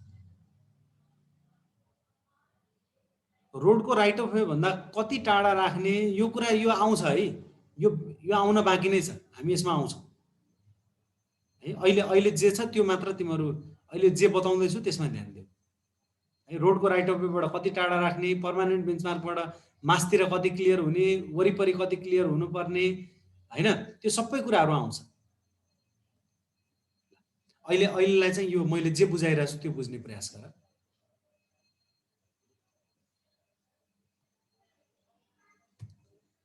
डाइरेक्ट लेबलिङ, अब म के हुन्छ भने तिमीहरूले सोधेको प्रश्नको जवाफ दिन थालेँ भनेदेखि त्यतैतिर डेभिएटेड हुन्छु र यता मेरो उद्देश्य पुरा हुन्न कि है। आखिर ती कुराहरू म आउँछु, त्यो तिनमा म आइ नै हाल्छु भनेदेखि अहिले हतार नगर न है, अहिले हतार नगर, अहिले यो बुझ्ने प्रयास गर। तिमीहरूले कन्सेप्ट तिमीहरूलाई केही पनि छैन, मात्र तिमीहरूलाई चाहिँ अब्जेक्टिभ क्वेसनको ए हो कि बी हो कि सी हो कि डी हो मात्र चाहिएको छ, र त्यो चाहिँ म दिन्न फेरि कहिले पनि है।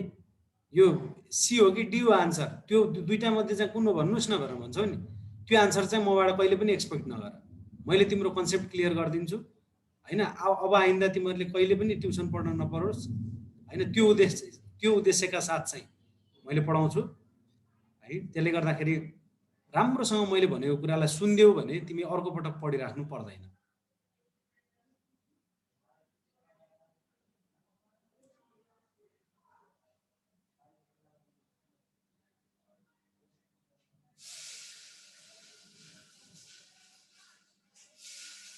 ओके, अब डाइरेक्ट लेबलिङ र इनडाइरेक्ट लेबलिङ, तिमीले डाइरेक्ट मेजरमेन्ट र इन्डाइरेक्ट मेजरमेन्ट पढेका छौ है।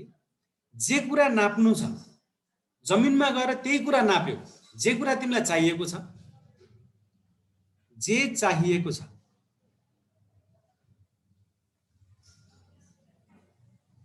त्यही नाप्ने के हो? डाइरेक्ट।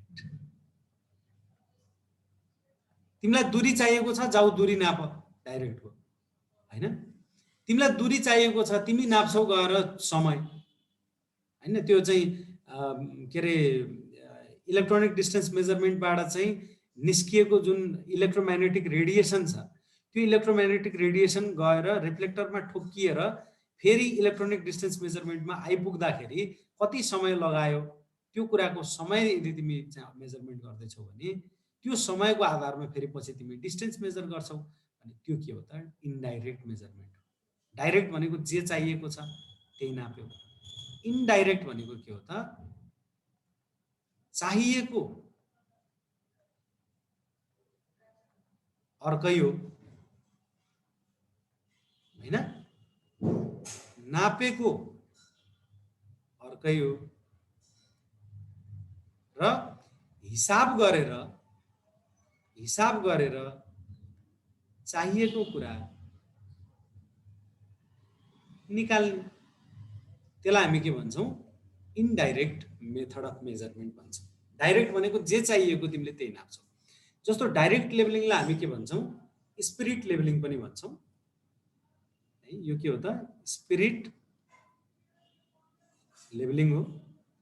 यसमा हामी के गर्छौँ त भन्दाखेरि लेभल यन्त्र, लेभल इन्स्ट्रुमेन्ट र स्टाफको मद्दतबाट चाहिँ हामीले के गर्छौँ त? यो लेभलिङ गर्छौँ। अब यसलाई डाइरेक्ट किन भनियो भन्छौँ भनेदेखि हामीले स्टाफलाई कसरी राखेका हुन्छौँ? भर्टिकली राखेका हुन्छौँ। लाइन अफ साइट के हुन्छ? होरिजन्टल हुन्छ। भनेपछि यो होरिजन्टल लाइन अफ साइटले भर्टिकल प्लेनमा चाहिँ हामीले सीधा सीधा मेजरमेन्ट गर्यौँ नि त, हैन? लाइन अफ साइट होरिजन्टल छ, जहाँ मेजरमेन्ट गर्न पर्ने छ त्यो प्लेन के छ त? भर्टिकल प्लेन छ। त भर्टिकल प्लेनमा हामीले के गर्यौँ त? डाइरेक्ट मेजरमेन्ट गर्यौँ। यो भर्टिकल प्लेनमा सीधा सीधा यो भर्टिकल डिस्टेन्स कति हो भन्ने कुरा हामीले सीधा सीधा निकाल्यौँ। त्यसले गर्दाखेरि यसलाई हामी के भन्छौँ? डाइरेक्ट लेभलिङ भन्छौँ। अब इन्डाइरेक्ट लेभलिङ पनि विभिन्न प्रकारका छन् है। इन्डाइरेक्ट लेभलिङ भनेको चाहिँ के हो त भन्दाखेरि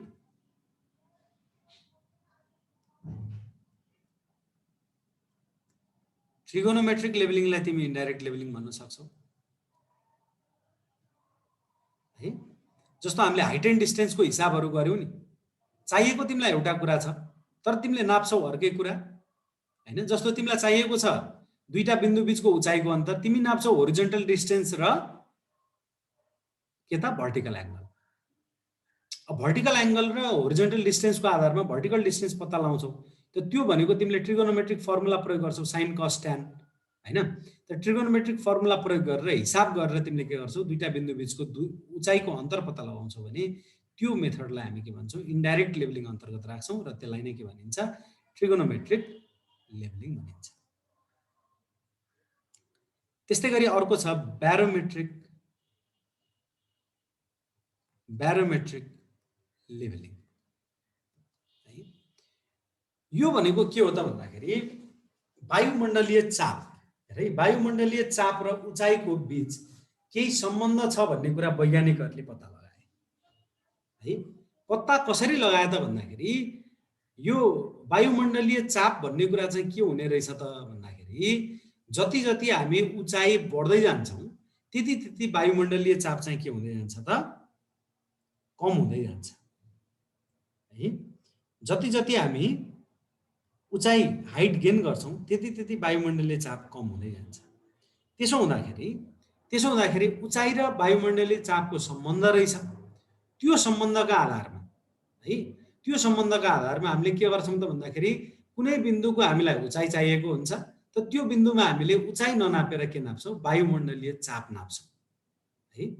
जस्तो यो बिन्दुको उचाइ पनि हामीलाई थाहा छ, यो बिन्दुको उचाइ हामीले पत्ता लगाउनु पर्ने छ हैन। यो बिन्दु एक ठाउँमा होला ए भन्ने ठाउँमा, यो बिन्दु बी भन्ने ठाउँमा होला। हामी के गर्छौँ? यो ए भन्ने बिन्दुमा पनि वायुमण्डलीय चाप नाप्छौँ, एटमोस्फेरिक प्रेसर हो।